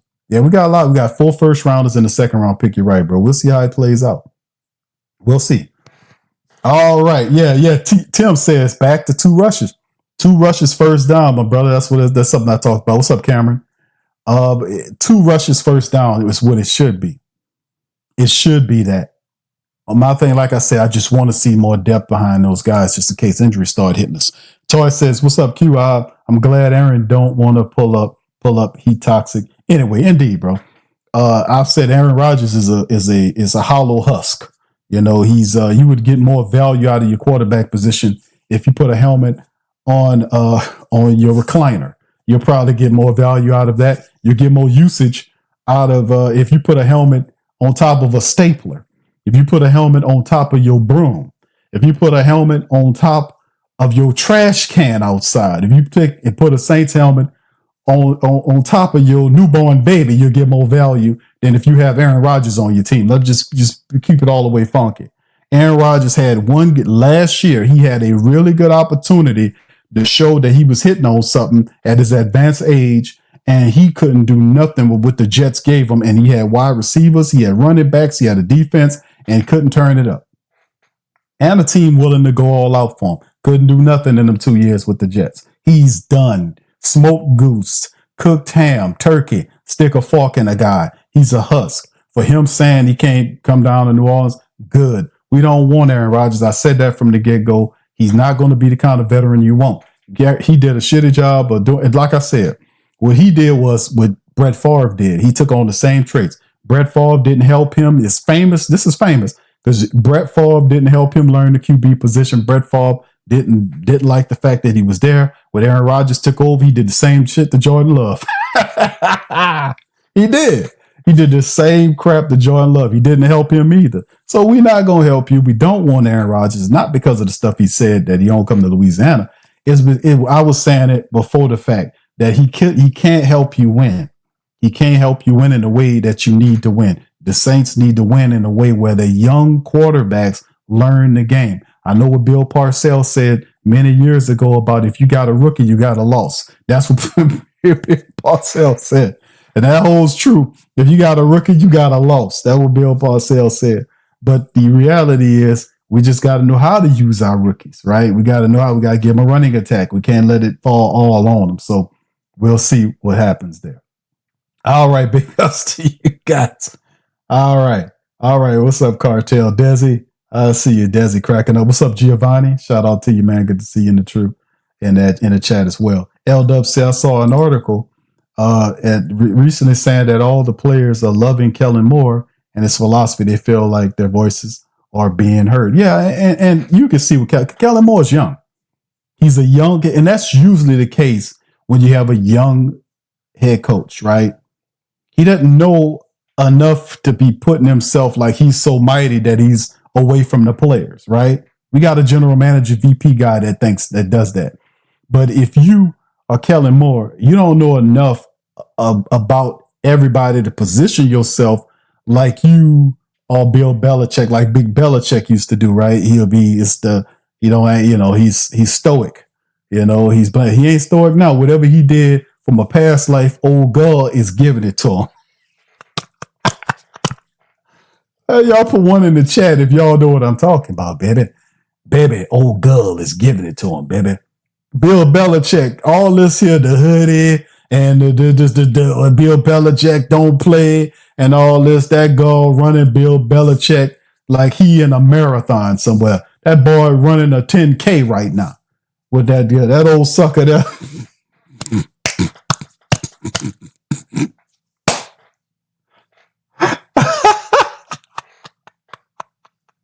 That old sucker. That old guy, that old boy, that reporter asked him, where did you guys meet? And old girl said, we not going into that. Why not? Where y'all met at? Where did you meet? Did he meet you in the strip club? Where he met you at? Because I know it wasn't healthy. I'm just saying. Wherever he didn't meet you in church, ma'am. Let's just keep it all the way funky. Let's just keep it all the way. He didn't meet you in a church somewhere. I'm willing to go out on a limb and say I can name 3 places I know he ain't meet you at. And y'all put amen in the chat if all of these is right, baby. He didn't meet you in the church. Let's just be honest with you. He didn't meet you in the church. Let's just be honest. I ain't say church. I said church. My peoples out there. He didn't meet her in the church. He didn't meet her at the library. I promise you that. And he damn sure ain't met her at the supermarket. I could promise you that. I promise you that, baby. Baby, he ain't meet you in the church. He didn't meet you at the supermarket. And he damn sure ain't meet you at the library. So if you ain't getting into that, baby, I can pick up 3 on the opposite side where I know he met you at. But we ain't getting into that. Why not? Let it all. You won't have an interview. Let it all out, baby. I just think it's hysterical to me. You see some of these fuckers out here running around here, and they got these girls, that old girl running him all over the place. She don't know nothing about what he do, and he got her sitting on top of that. She ain't qualified for nothing.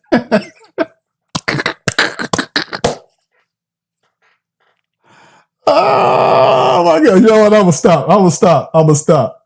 Yeah, that's right. Yeah. All the hospitals. She didn't mean it. She wasn't candy striping at the hospital. She wasn't over there helping sick kids. And Bill Belichick was there, and Bill Belichick seen her and met her. I promise you that.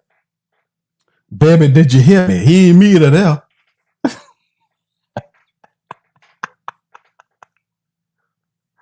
Oh my goodness, man! I need to cut it out, man. I have to go. I have to go on that one.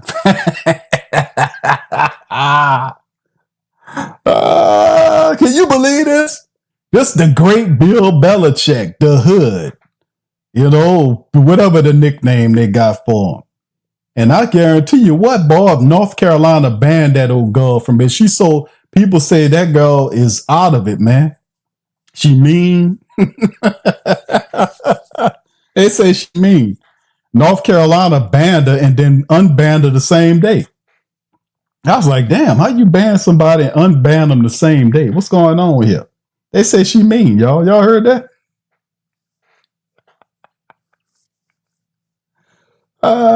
That's what you get. That's what you get. That's what your old ass get for shopping at the wrong places. Let's just put it like that. All right, shout out.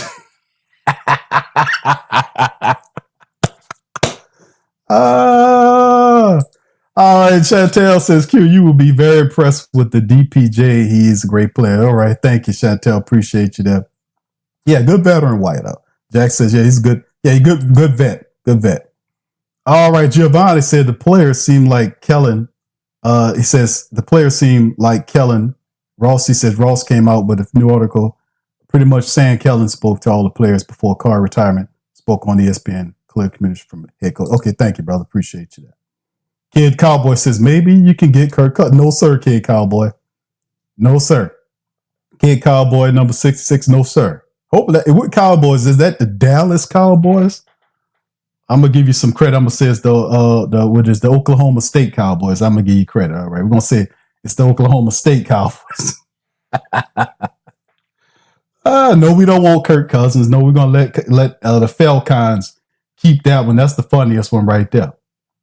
Trey Lance from the Chargers. I don't know, man. I don't know. We'll see. Trey Lance ain't bad, bro. I don't know. He's similar to the Pickett kid. He just need a place that believe in him, I guess. Anthony says Jameis Winston didn't think Dennis Allen was a cool coach. Indeed, Jameis said that he lied to him. Y'all remember that? Put one in the chat if y'all remember that. He said he lied to him. He came out and said he lied to him. And I said, man, first thing popped in my mind was, where's Mickey Loomis at? Because Jameis went to the media. He went to Nick Underhill and Triplett and said that to those guys, right? Because they were the ones asking them. He told them, the media, that I remember Mike Triplett was asking the question. It was either Nick or Mike. But the thing was where was Mickey Loomis at? Mickey Loomis supposed to be the general manager. He's supposed to be general manager some shit. He's supposed to be finding out, if they got wrinkles to be ironed out or if there's issues within the building, that we need to stop this before it causes cracks and fractures throughout the team. What was Mickey Loomis? The answer is in his room with the door closed. He doesn't talk to the players. He doesn't need to be the general manager. He's not a real general manager. Then y'all heard his recent interview about how he gave us a little bit of insight when he actually said something, because most of the stuff he says is out of touch. But he said that he likes the off season because the off season he can do his thing. He says in the off season it's the opposite of something foolishness like that. And I says, no, it's not. The off season, in season is the same thing. You're supposed to be more active in the in season, just the same way you're off in off season. The season don't stop if you're a general manager. If injuries are hitting your team in the end season when games matter, then you need to be acting like the off season. You need to be making trades, signing players, and making sure your roster stays stabilized while injuries are hitting you. That's how you do it. That guy, I told y'all, that guy don't operate the same.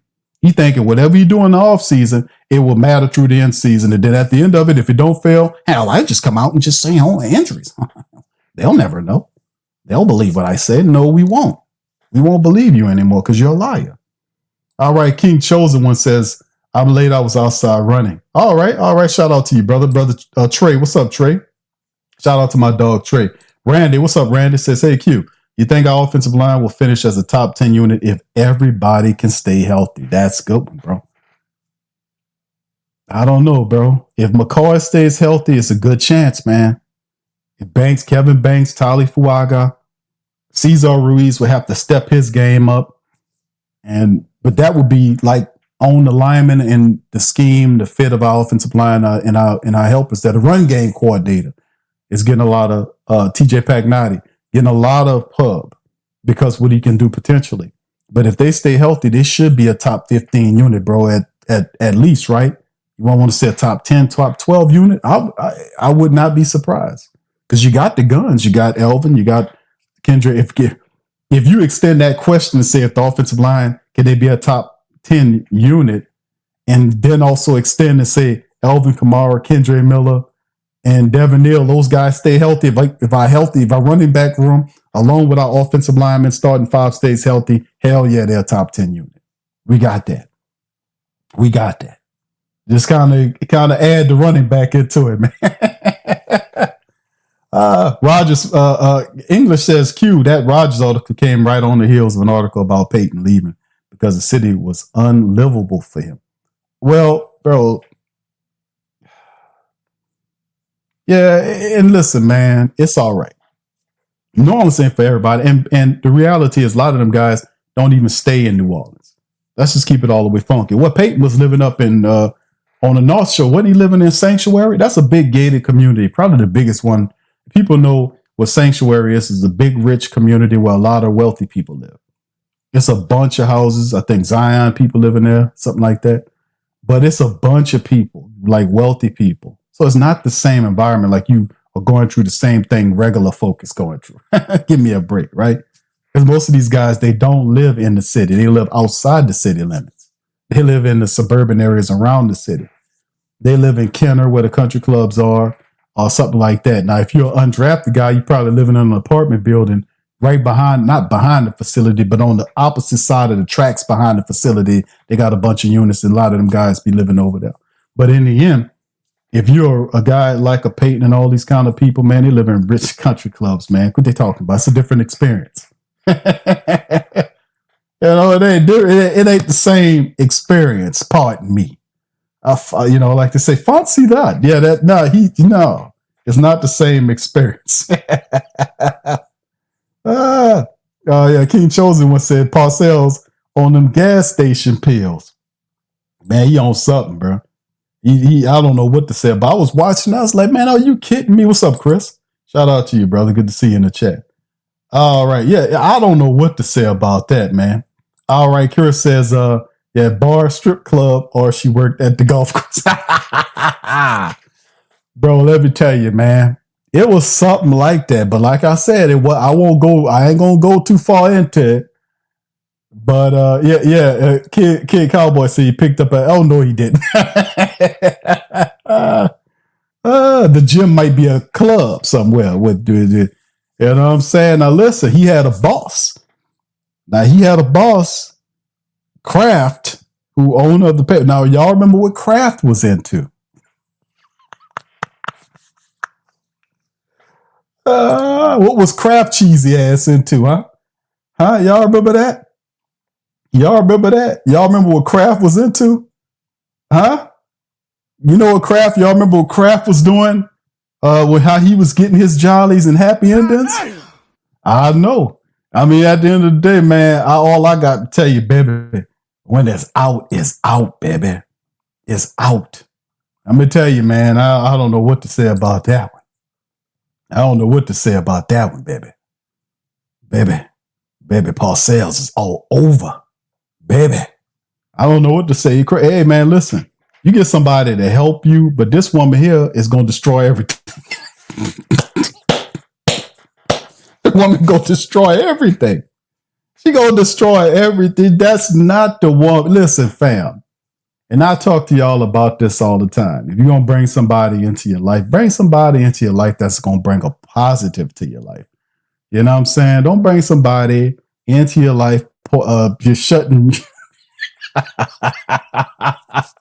I don't think you got many friends. So it ain't hard to gaffle them up. Fam, it ain't hard to gaffle them up. I ain't gonna lie to you. Because they would talk about who Bill Belichick friends is. And they started McDaniels and all these other guys. I said, man, them freaking yes men, man.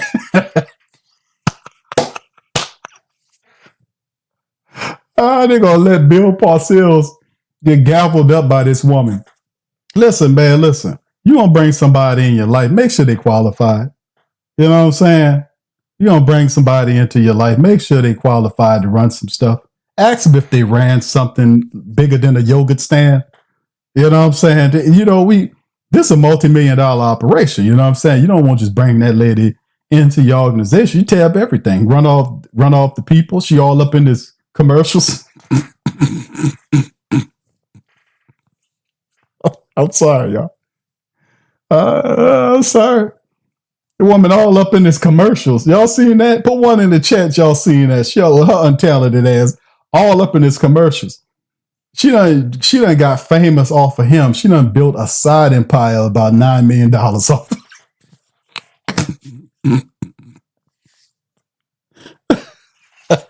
And they sit up here worried about Travis Hunter and what's going to happen to Travis Hunter. Hell, it ain't just young fools. They got old ones out there too. I mean, listen, man, the moral of the story, whether you young or old or in between, do not put unqualified people, bring them into your life and elevate them into a position over you. Whatever you do, please think with the right head. Okay, you heard that? With the right head. You know, like, hold on, guy. Hold on, that's a children's show here. Hold on, it's a children's show. All right, big up. What's up, Chantel? She says, Q, do you think the Saints should go after Nick Chubb? Man, that would be awesome. I think that would be awesome, Chantel. I think it should be, that would be really good if they went after Nick. The only thing is, I don't think the Saints would. It would definitely ain't bring another value to the running back room, to be honest with you, because at the end of the day, man, listen here.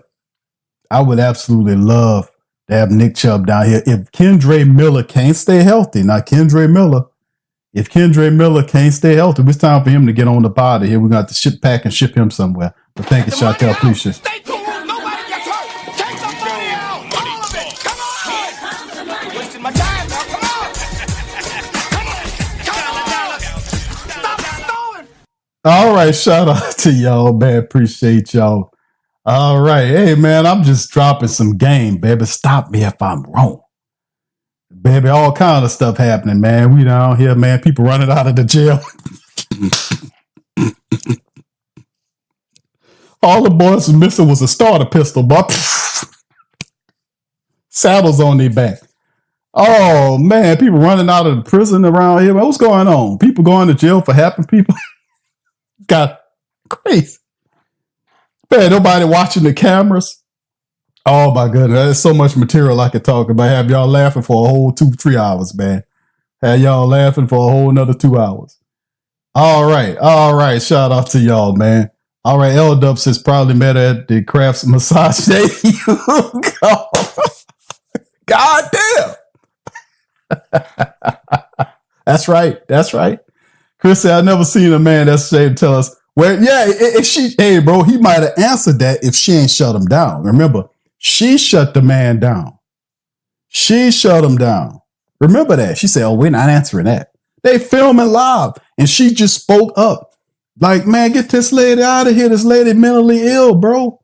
But look at him sitting up there.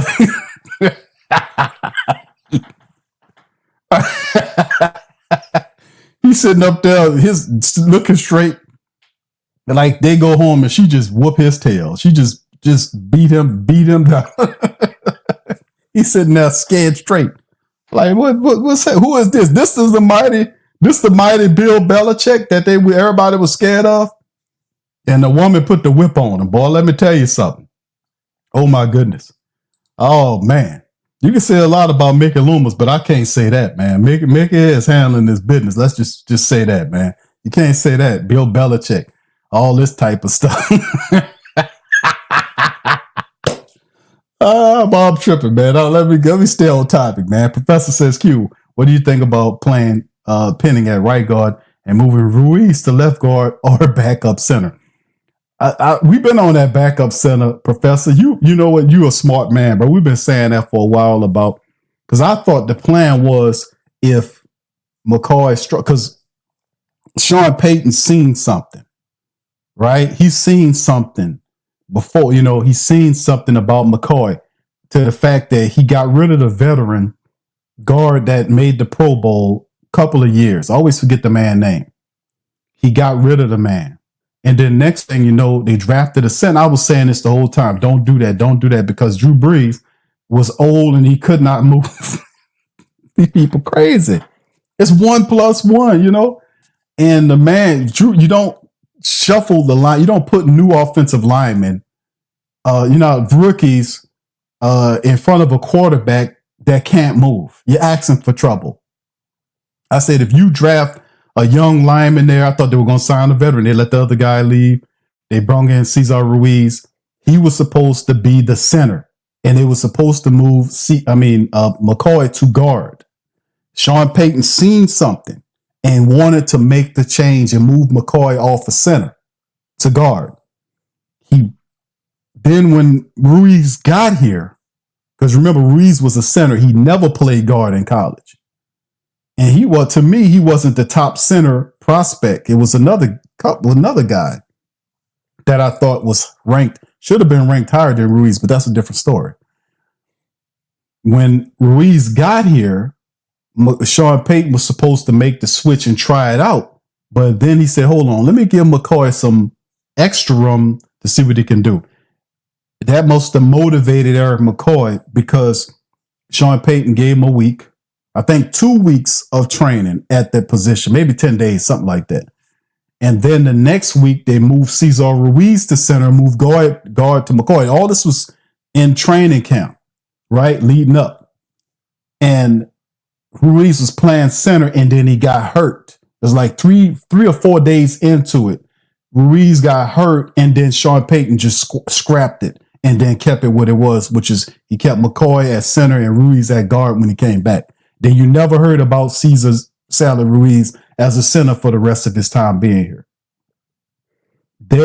He's seen something. Now, McCoy is established as a bona fide center. Cesar Ruiz wasn't, he had to make the move to the guard position, learn how to play the guard position. He got Drew Brees killed on that play. Wasn't it Kentavia Street that beat Cesar Ruiz badly and crushed Drew Brees? I said, I was like, man, they're going to get the man killed because he can't move.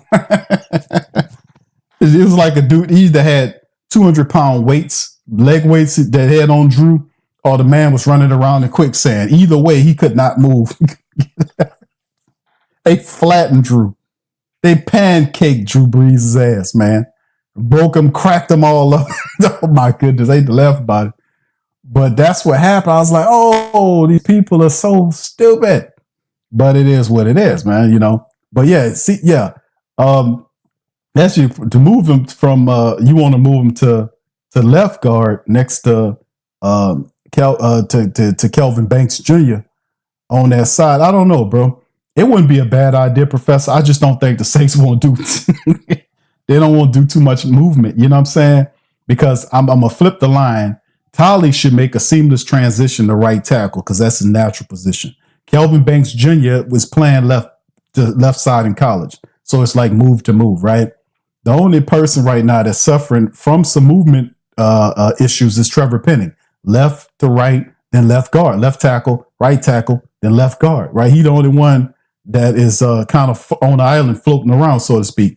I don't think the Saints want to do any more movement, especially if McCoy gets hurt, and God forbids he does, and they say, okay, Ruiz, you the center, and then we have to bring a guard off the bench, as opposed to McCoy goes out, Will Clapp goes in, our stability stays the same. I don't, if Ruiz was a little bit better, bro, I think that probably would be better, Thank you, sir.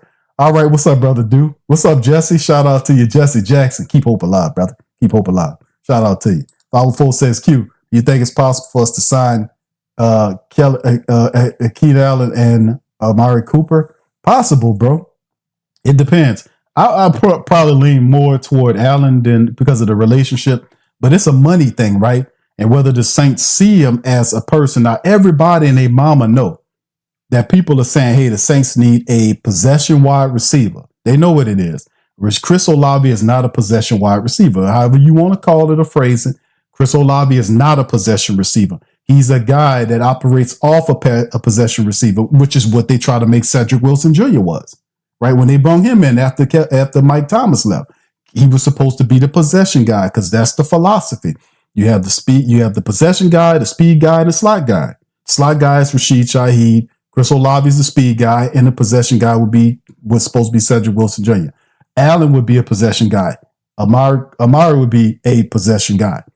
These are guys that do it because they did it at a higher level, and you give your young quarterback room an opportunity to be successful when you can be able to put vets around them in that capacity. Try to make as much complete of a team you can from the backup offensive line position, the wide receiver position. Do your absolute best to help you in that regard to be able to do the things that's necessary and needed to make it a little bit easier and to help your quarterback. Just saying, you don't want too much, you got to worry about a lot of stuff. Why worry about that? You don't want to get that to them as well. All right. Mayor said that's BS. You have any idea how many players live in the city rather than be in the Garden District or Metro, even the ones who are right? Exactly. That's what I'm saying. A lot of these guys, that's what I've been saying, fam. That's a lot of BS. Because a lot of these guys, they don't live in the city.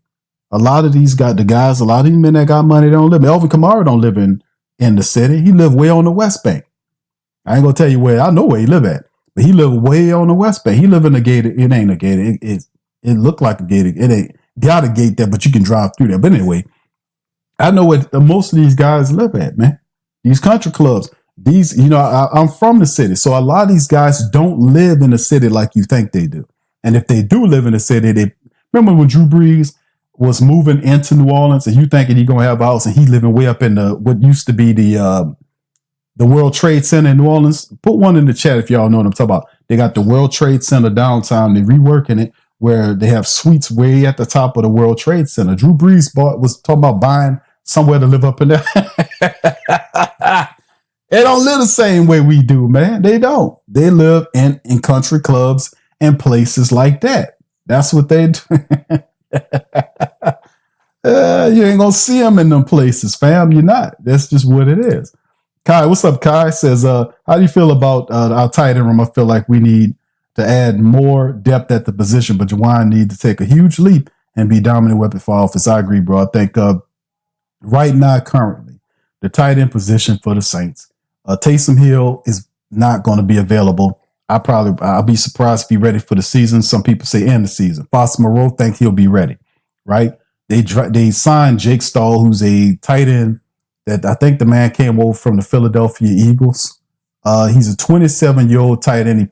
This is his 5th year from Philly. He played in a combined, he played in 50-something games, and he got 22 catches. So Stahl is not a featured tight end, to say the least. Stahl is more like a backup guy that blocks for you.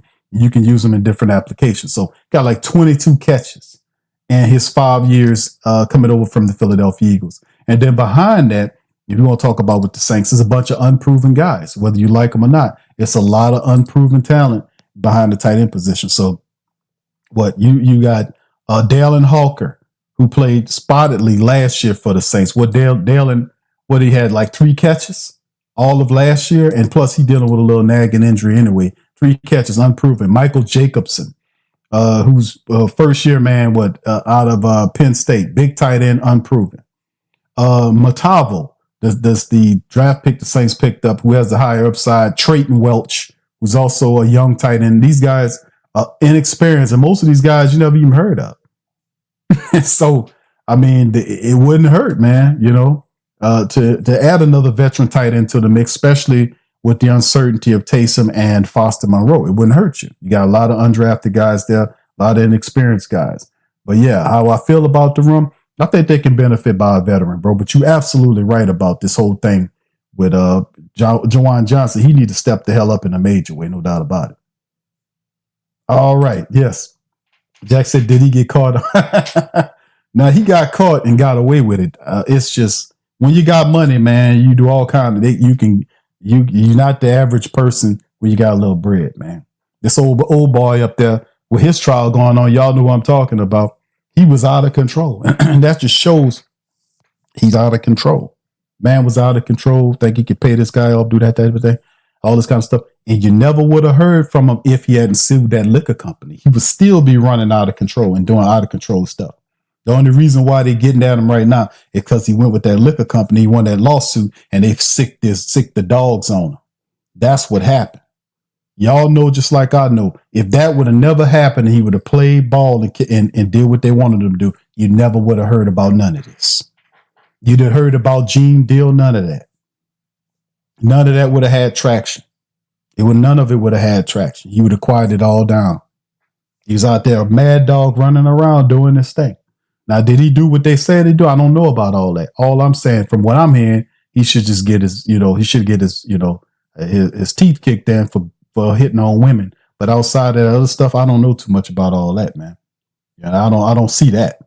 All right, Jaden says, Q, when are you doing the phone line again? Are you doing phone? I don't know, bro. I'm just staying. I don't know. We'll see, Jaden. I don't know when I'm doing that. Yeah, Thomas is cracking up over there. Thomas know what time it is. No, he says Q cutting up. No, I was saying, bro, that whole thing with the Bill Belichick thing is so much hilarity there. There's so much material there. Because number one, man, let me tell you something. This guy was built out as Mr. the Stoic King. He got one of them stone faces. He don't. And the fact that he getting whipped right now by this lady right here, he just getting it handed to him. He just sitting up there like this. He chipped. Somebody put a chip. She put a chip in him. And so, yeah. Well, thank you, English. Larry Warford. That's who they got rid of. Larry Warford. Thank you, bro. All right, Hemisphere says Q Payton played Ruiz at center one time for McCoy. That was his rookie season in the game. The Green Bay game in Jacksonville, Ruiz hasn't started since. Yeah, and they kept him there, I think, the Saints to save face because Ruiz played well enough that 1 year, that contract year, to get that contract. And ever since then, most people could say they look at they would write these articles and they'll put PFF stats about this, that, and the third. But if you watch the film for yourself, it's different. It's a different effect. You don't see a dominant player there all the time. You see it as spots. And I'm like, that's a commitment issue. For him to be, that's like, I'm questioning these guys to step it up. For the Saints line to really solidify, they need Cesar Ruiz to become better than he's ever been. They need Juwan Johnson to be better than he's ever been. These guys are in positions where they must excel and be better than they've ever been for the team to take it up a notch. They really do. Ruiz has been there for far too long. He got too many games played for him to be like the fourth best guy. They got guys, the younger guys, going to surpass him. How good they are. Nobody talking about Ruiz is no top guard in the game. Why? He's not hurt. He has everything. Why is he not? It's a commitment thing with a lot of these guys. They're not pushing themselves to be great. That's like Juwan Johnson. Juwan Johnson and Cesar Ruiz do not have the mentality like, I want to be, when I'm done, I want to be one of the best. They don't have the mentality like Carl Nix or any of our other really solid offensive linemen that we had in recent memory. Jari Evans, Carl Nix, and guys like that. He don't have that temperament. I don't see Mad Dog mentality out of Cesar Ruiz. That's why I nicknamed him Caesar Salad Ruiz. Ain't nothing hard about Caesar Salad Ruiz. His game is flip-floppy, it's up and down. He might not be giving up sacks, but shit, he ain't holding nobody either. Guy's turning that ball around like a turnstile. Now, if he ain't giving up no sacks, it's because the quarterback is running away and throwing the ball away before they collect a sack. Y'all know I'm telling the truth. We do this on Patreon. I'll be showing y'all, be spotlighting the tape. I say, fam, look at Cesar Ruiz. Don't I? For my Patreon people, put it in the chat. Tell them. No, Maul, I'm not in the Dominican Republic, brother. If you keep asking me that, brother. No, I'm not. All right, I'm not in the Dominican Republic, brother. No, I'm not. I'm in America, brother. You got to ask DC that. DC is in the Dominican Republic. You know, that's DC. All right, Sleep said, I'm not going to lie. I used to see Rob Ryan coming out of Almanac. You see him from Almanac stuff. Really? Are you joking, man? You joking. All right. TC1 Majestic P he says need to trade for Sanders. It ain't going to happen, my brother. They going to save face. They ain't going to trade. You know, you should do a Sanders come. They're not going to do that, brother. Chantel says, Q, does the Saints have an easy schedule this year? Yes, they do. Cleveland has the hardest schedule in the NFL. Saints have a very winnable schedule. They really do. All right, Kevin. What's up, Jim? Kev says, Q, when you getting Mad Dog Russo on the show? Mad Dog Russo to come on the show. What Mad Dog? Might ask Mad Dog about Bill Parcells. That's what Bill Belichick. How about that? That's funny, man. That's really funny. It's so funny. He supposed to be this big tough guy, and he sit up there, can't even answer the question. Oh, we're not going to answer that question. Guys, so what did y'all meet at? We're not answering that question. I want to know. That's America wants to know, how in the hell did you get this old guy here? What I mean, we know how you got him, but what's your story before we make up one? Oh man, that's so funny. That old funny daddy running around. He can't even say 2 words, but her slapping him down. All right, this is it. Somebody what is and then hey, fam, this family believe is elder abuse. Can you believe that? Was she beating him with one of his trophies? What's going on over here? What's happening over here? What's she beating him with?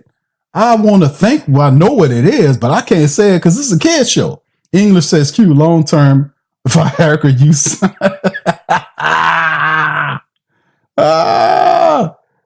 Bro, I can't touch that one, brother. The ladies are watching, brother. The ladies are watching. The children as well. I can't touch that one, brother.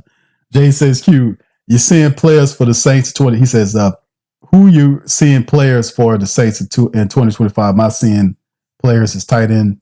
He says, JJ, I believe is in him. He's seeing, he is my seeing player. I think people are seeing him too much. He says seeing players. What do you mean seeing players, bro? Who you think are seeing players same as breakout players? Is that what you're saying, Jaden? Because listen, Juwan Johnson temperament is not like I was saying about Cesar Ruiz. Juwan Johnson, did you see the interview? Juwan Johnson, these guys don't have the temperament that you would want a top 10 tight end to have.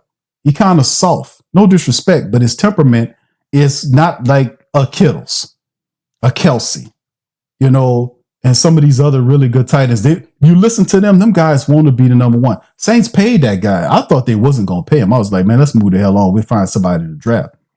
But not saying that he's not tough because he climbed. He was a wide receiver his first year. They converted to a tight end the second year.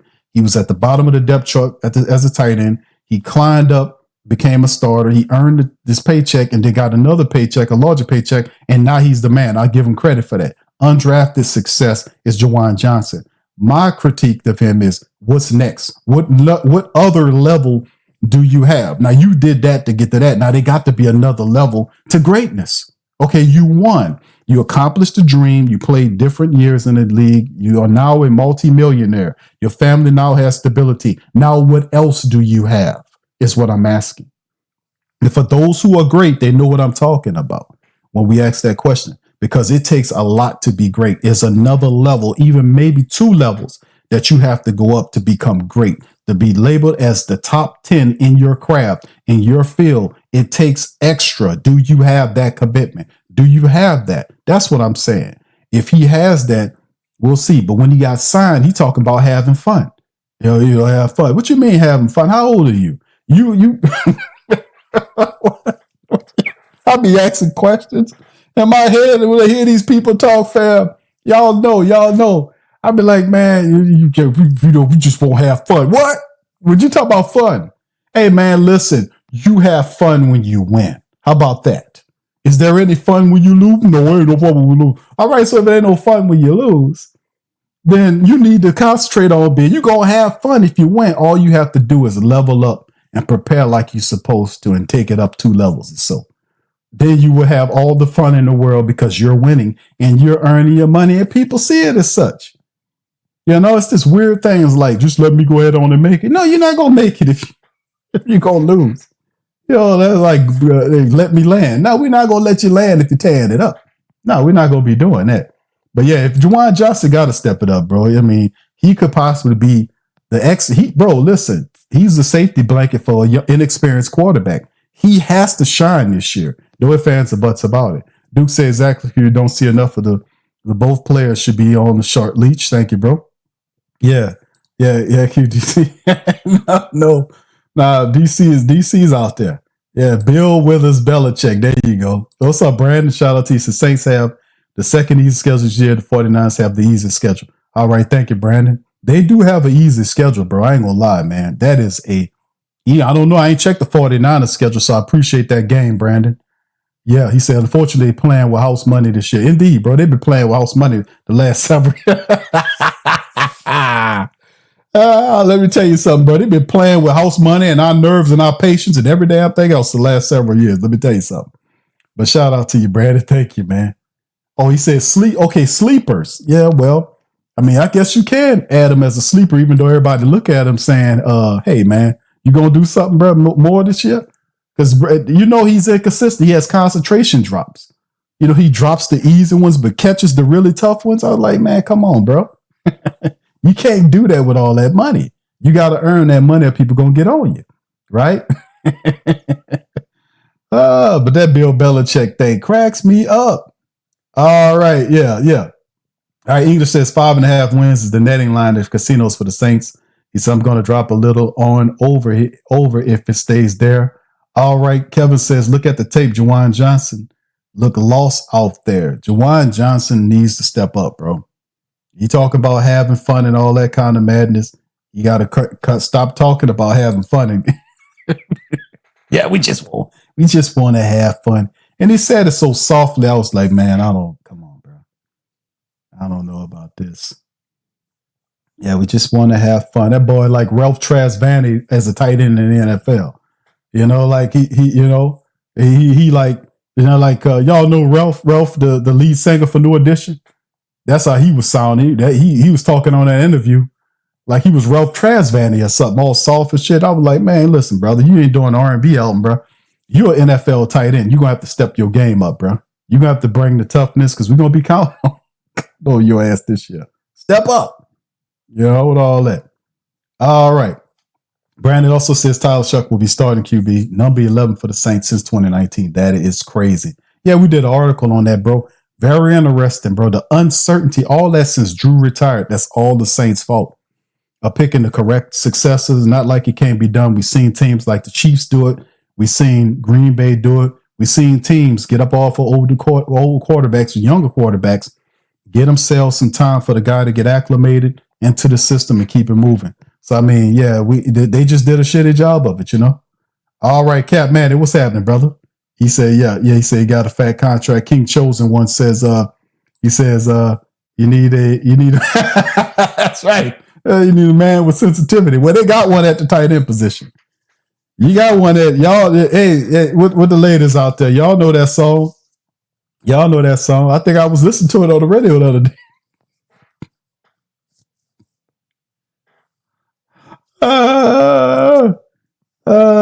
You need a man, not any man, won't be sensitive. That's what I can give.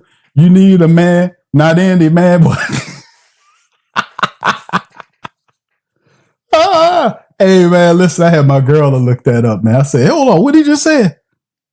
Because you never could be too short nowadays, and then you kind of turn back the clock. A lot of them was that. I said, what that boy said? And then my girl looked it up. He says, I thought he said something. Y'all know what I thought he said. But he says, you need a man, not any man. I thought he said something else, but we just gonna check on that. That was all right. He cleared. Let's just say that.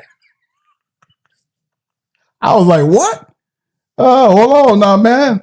All right, Chantel says, Q, what is your take on Quashad Judkins? Love him. Quashad Judkins is awesome. Love Judkins. Sampson, too. He's a little undersized, but these are playmaking running backs. Love them. All right, Novus, Who Dat Fanatic says, they think we're going to be trash this season. Look at the schedule. And if we end up with a winning season, they're going to say it's because of the schedule. You know how it works. That's one of them ones where you can't win for losing, baby. That's one of the ones where you can't win for losing, baby. You know how this goes, baby, don't you? You're a veteran in this, bro. That's right. You just sit up there and laugh. You can just sit up there and laugh, bro, when it happens, because it might happen. What's up, brother Farouk? How you doing, sir? Shout out to you. All right, Sonya says, I'm ready for some football. I watched our season opener game simulated and was pleasantly surprised. I have a bit more hope. Yeah, we used to do that. We do that in the simulations here on the channel. I think we'll be firing that up in another week or two. We'll be doing the simulations for the Saints games. But yeah, it looks very interesting, man. It's hard to kind of forecast because I do think if you can keep Tyler healthy, he got the makeup. He's tall, got strong, his accuracy, intermediate stuff. He's not super as accurate as you want. He's still working on it. Building the symmetry, chemistry with his wide receivers. That's all a part of the game, getting them to learn. Spencer Rattler, I don't think it's well, even though Tyler might start at the top of the competition, Spencer Rattler, like I said, I want my people out there to understand that Spencer Rattler is going to give Tyler Shuck a run for his money. Spencer Rattler's been training in the offseason, second year in. He looks confident. He's already a smart dude. He plays with a chip on his shoulder, and he's composed. You can see underneath the calm demeanor, like, man, I'm going to show these guys. You know what I'm saying? You can see it every now and again. It kind of leak out, but you can see he tries to keep that under composed, because remember, this guy was supposed to be a top quarterback in the NFL, or at least a first round draft pick quarterback. He felt he had to slide. He had to do all this other kind of stuff. Went to South Carolina, dropped his stock to fifth rank in the fifth round. So he playing with a chip on his shoulder. So a lot of people feel like Spencer has first round or second round QB abilities, even though he failed to where he is. And he plays, the fifth round selection plays in a similar way to what Shedeur Sanders is going to get with Cleveland, because it gives him something that he might have not had. Like, he might have had the commitment, like, I have to show because I'm Deion Sanders. I think he's beyond I'm the Deion Sanders son dude. You know what I'm saying? I think he got beyond that. I think now he's at the stage now where it's just, I got to show you now. He said, I got to show me. I got just to show. No, what you talking about? Show you. You already know what you can do. He just don't want to get that to the people. But that's something like what Spencer has. Spencer's like, okay, this operates this situation opens up incredibly favorable for Spencer Rattler, because it gives him an opportunity to compete with a quarterback, even though the man will be 26 in the fall. But it's a guy that has never thrown an NFL pass, and he's been in the league, got a year ahead of him. He's already been preparing at the level, getting used to the speed of the game. He played in 6 games. He has a chip on his shoulder, not winning any games last year. I think it was 0-6 as a quarterback, and he has some positive, some other stuff that he need to work on. But I don't think he's going to come in there and do what Jake Hayner did the year before when he was battling Spencer. A lot of people thought Jake would give him a run for his money. He didn't. He didn't. He didn't do it. He ran, but it is in the opposite direction. All right. Thank you, Sonya. Appreciate you. But yeah, we're going to see. I think the man playing with a chip on his shoulder. We should be able to see some stuff. All right.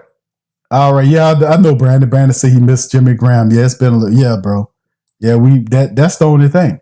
All right. Chantel says, I would not sleep on Carolina. I think they can beat the nasty, dirty birds. Yeah, indeed. English says we need a defensive back that can neutralize those big Tampa Bay receivers like Laddie used to. Indeed. All right. Yes. Shiloh. Yeah, I know he's there. Chantel. Appreciate you. All right. Miles. Thank you. What's out to Miles? Says dope channel, but y'all losing weeks 2 and 3. That's weeks 2 and 3, Miles. We losing weeks 2 and 3. Okay, brother. Okay. Make sure you be here. Have your face in the place for weeks 2 and 3, bro. We'll see what's going on. Because I can tell you straight up like this. Man, listen.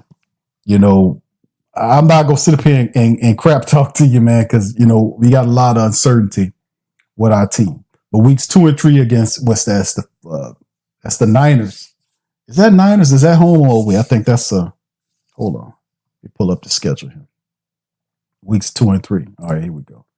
All right. So, yeah, there you go. The schedule right there. But weeks 2, what? San Francisco at home in the Dome. And then weeks 3 on the road against Seattle. We'll see, bro. The Arizona, it depends on what the Saints do. If we can run the football and play defense. I know it's early on, but a lot of these teams, they're not going to come out. You're hoping that they're not going to be good at first. So you're going to see some rust with Arizona. You're going to see some rust with San Francisco. We know they weren't good last year. We know they're coming back. They want to compete. We know Seattle is still dangerous if you got to travel up there and play them. But the Seattle this year is going to be an unbeatable team. They still got question marks too. They lost some people. They got the coach up there. So, like I said, it's none of these are juggernauts. Your juggernaut, you don't hit until the week 4 against Buffalo. You know what you're dealing with that. But to be quite honest with you, any one of those games can go either way. Either way. I mean, it's either way. Arizona is a in my opinion is a very serious win. I think the Saints can win that game. Now San Francisco is going to play us close, but we still got that game in the dome, and it's early. You never know what San Fran squad going to show up. You know, the San Fran team you get at the start of the year is definitely not the team you're going to see later on. Let's just say that much, right? Brock Purdy got his money. He'll be a force. But like I said, the first 4 weeks of the season, people trying to figure it out, right? So anything could happen within that time frame. So getting San Fran that early and Seattle that early, you never know how it might shakes out. But going to Seattle to play, like I said, these games, to me, I think the San Fran's going to be a tough game. Seattle is, because the San Fran games always tough. That's old NFC West rivalry. We have San Fran. It's always tough. The Seattle game, that'll be something else. We'll see how it all goes. But going up there and playing in the 12th man and all that kind of stuff. But it's still early in the year. It won't, we'll see how it go. But in the end, we'll see. So I can't talk too much crap to you right now, man. I can't talk too much crap to you right now, my friend. We just have to wait and see. All right. So with that being said, family, listen, I'm going to get ready to cut out on that, man. I appreciate y'all for hanging and chilling with your boy today. I hope y'all had some fun on this Sunday afternoon, or Sunday night rather. It's 8:30. But listen, do your boys a service. Hit the like button. If you like the stream, hit the like button. If you're not a sub up. And also do me a service by sharing the show's links on your social media feed. It helps us out. It'll be interesting. English says, Q, you need to win that big fur jacket from Lowe, Atlanta boy, this season somehow. They put it on your wall like a bear. Lowe told me he'll send me one. I said, Lowe, I'm all right, brother. Lowe is something else, man. Brother Eli says, y'all might have one of the easiest schedules, but y'all are easy W and everybody else's schedule. There you go. Throwing shade. It's kind of early, don't you think, Eli? To be throwing shade, brother. Kind of early, bro. I guess it's never too early in the Saints and Phil Collins rival, right? Rival, it's never too early, but that's a full-time endeavor. So yeah, I guess not. But shout out to you, brother. Brother Eldon says the Saints going to get 10 wins. Barely. I picked them, bro. Looking at the schedule, and I was like man, this schedule here, man, is so ridiculously favorable to the Saints. And I'm not just saying everything is favorable about this schedule. What's up, Colorado? Shout out to you. I mean, you got Arizona to open at San Francisco, both of those at home in the dome. You don't know what San Francisco team is still early on. You can get a team still trying to figure it out like you. The Seattle matchup is tough to play up there, but still in all. Seattle's not a juggernaut, and you can end up, getting a W on them. So this could go many different ways. The Buffalo game, to me, in the fourth game, a month worth of games in, Buffalo is a difficult team to play. Then you come home for the Giants and the Patriots. Both of those teams were the worst in their divisions last year. The Giants was not good. That guy might be facing firing. That Giants coach, the ball, he's supposed to be fired last year. And the Patriots, you got Mike Vrabel taking them over, so there'll be some changes. But they were really bad. So we expecting them. So the Saints got wins there. I mean, you can easily, before you get to Chicago, could say that Saints could be 5-1. You could easily say that because of who they're playing. They got teams, that they're playing. The question would then be, is their worse better? Is their worse worser than our worse? If you know what I mean. That's what I'm saying, right? We don't know. So, like I said, look at this schedule. Like the cold game, there were no cold games. The Giants game is in a dome. The Patriots game is in a dome, and those two are in October, early October, right? And the New England's mid-October. The Chicago game is middle October there on them, and then there are no cold games. I mean, Tennessee? There are no cold games. You going to Tampa and Miami. You ain't gonna be having no cold down there later on in the year. And you go to Tennessee, the further north you go is Tennessee on December the 28th. There are no cold games. So weather is not a factor in the Saints schedule, right? And even the Saints don't see division rivals until the 8th week of the season when we play the Buccaneers. So the Saints don't see Tampa, the first one, until week number 8. They have 4 teams, Arizona, Seattle. They got 4 teams on their schedule before you get to Chicago, or wins that they can actually beat. They can beat New England. They can beat the Giants, both of them in the Dome. The Seattle is a game where you can kind of look at it. It's difficult to win up there, but I'm just saying, starting off, then things change after the Chicago game, right? You get Tampa for the first time. You get a tough Rams team. You get Carolina. You get the bye. The bye is even positioned correctly. The bye is positioned in week 11. It is perfectly placed in the season right before the first game against Atlanta.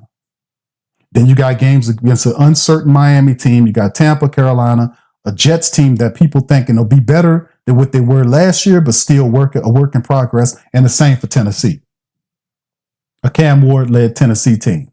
How good are they going to be? They're going to be better than what they were last year, but still, you should be able to beat them. Should be, right? So the question is, are their worst worse than our worst? Who's together faster? That's the whole point of the schedule. This is very favorable schedule. Probably one of the easiest schedules that I ever seen the Saints have. This is ain't it? That's why I'm like, man, look at this. So now that the Saints are faced with this, their next prerogative is to run the football as hard as you can run, protect the quarterback, get into the play action. Jawan Johnson got to step up, backup tight end. Matavo probably going to be the guy. He needs to rise up. Young guy, get some of these other guys. You might need to sign a veteran tight end to bring him in here until you get Moreau and Taysom. If you get Taysom Hill back, you have to bring a veteran to steady it in. So there are moves the Saints still have to make. They need more veterans on the offensive line, backing up. They need to use another veteran tight end. They can use another veteran wide receiver, possession guy. They can use that. Ashanti Samuel Jr. was also something rumored to add to the secondary. That would be a nice addition. You bring those guys in, you see things, people start feeling differently about the Saints. G-Dog, what's up, bro? Say we pray we keep Taysom. I hear you, brother, on that. Yeah, Taysom, we just need to get him healthy, you know what I mean? English says, good show today, Q. Catch you the next one. Yeah, I started talking about the schedule. WT Daily says 3-7 by the bye. Okay, thank you, brother. Make sure you stay on here, man, and make sure you keep up with it, because I would love to see your face and see what happened. 3-7 by the bye. So what's your 3 wins? You got Arizona, who you got? New England and the Giants. That's the 3 wins. Everybody else is a loss by the bye. You can, Arizona, to me, I see them beating. I can see them beating Seattle. I can see them beating the Giants. I can see them beating New England. I can see that 4 wins right there. Hell, the San Francisco game is not up for grabs. You're not going to have juggernaut San Fran in week 2. Just saying, man, anything could go. All right. Jack says, Q, we were more excited about these schedules than the team. Oh, well, yeah. They add a few more people. I think that changes around, bro. That changes around. But anyway, with that said, let me get on up out of here, man. Do me a service. Hit that like button. Hit that sub button if you're not a sub. Feel free to join our Patreon, our YouTube family for locked content. We got tons of locked content available, player breakdowns, highlights, stuff like that. All that stuff is available on our Patreon and YouTube membership family. The link's in the chat. Also, feel free to check out our website, whothatdaily.com. Sign up for our newsletter, and merch and all that stuff is available on the links provided in the chat and in the description section at the final end of the vid. So, man, listen, y'all have a beautiful Memorial weekend with the fam. Shout out to our veterans, man, our lovely veterans. Thank y'all for y'all support and what you guys are doing, the sacrifices you guys are making. Much love to our vets out there, man. And listen, I'm going to holler at y'all on the next one, man. I'll be back on Monday, man, to kind of talk about this more and maybe have some more laughs on a couple of these people, like Belichick and all this other stuff. I'm going to holler at y'all, man. Much love. Who that to you? Peace.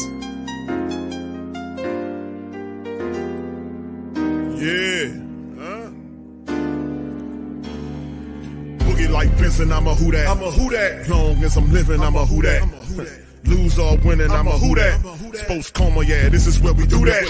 Where we do that, where we do that, where we do that, where we do that, where we do that, huh? Boogie like Benson, I'm a who that. I'm a who that. Sports coma, this is where we do that. Where we do that. Welcome, welcome, welcome. Somebody please better help. Running this thing like elf. I thank God every day I'm not a felt.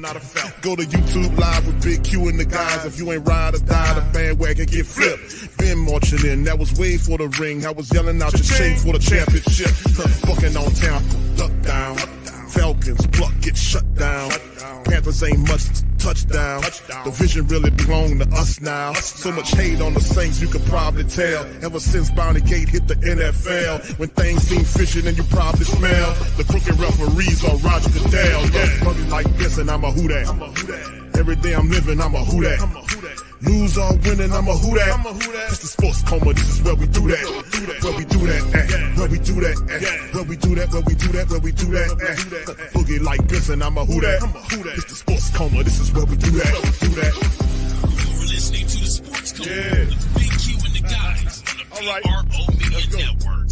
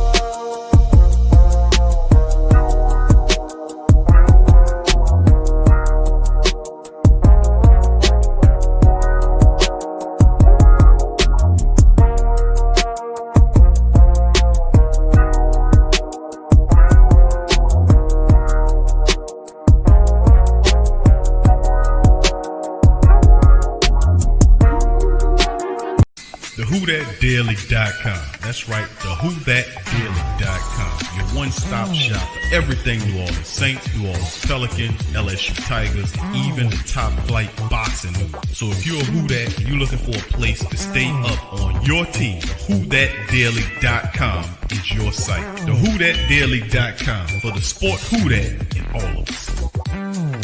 That's right, the Pro Shop is the platform store where you can go and buy all the latest merch to support the platform. Available at the Pro Shops, we have dozens of hundreds of products available for you and your family. Unisex tees for men and women, hoodies and sweatshirts, tank tops, kids and baby items, long sleeve tees, mugs, pillows, wall art, bath bedding, face masks, phone cases, stickers, bags, fanny packs, socks, hats, and many other items. Please feel free to check out the Pro Shops. The link is in the description section below. Remember, it helps the platform continue to grow. Check out the Pro Shop and Who Dat too.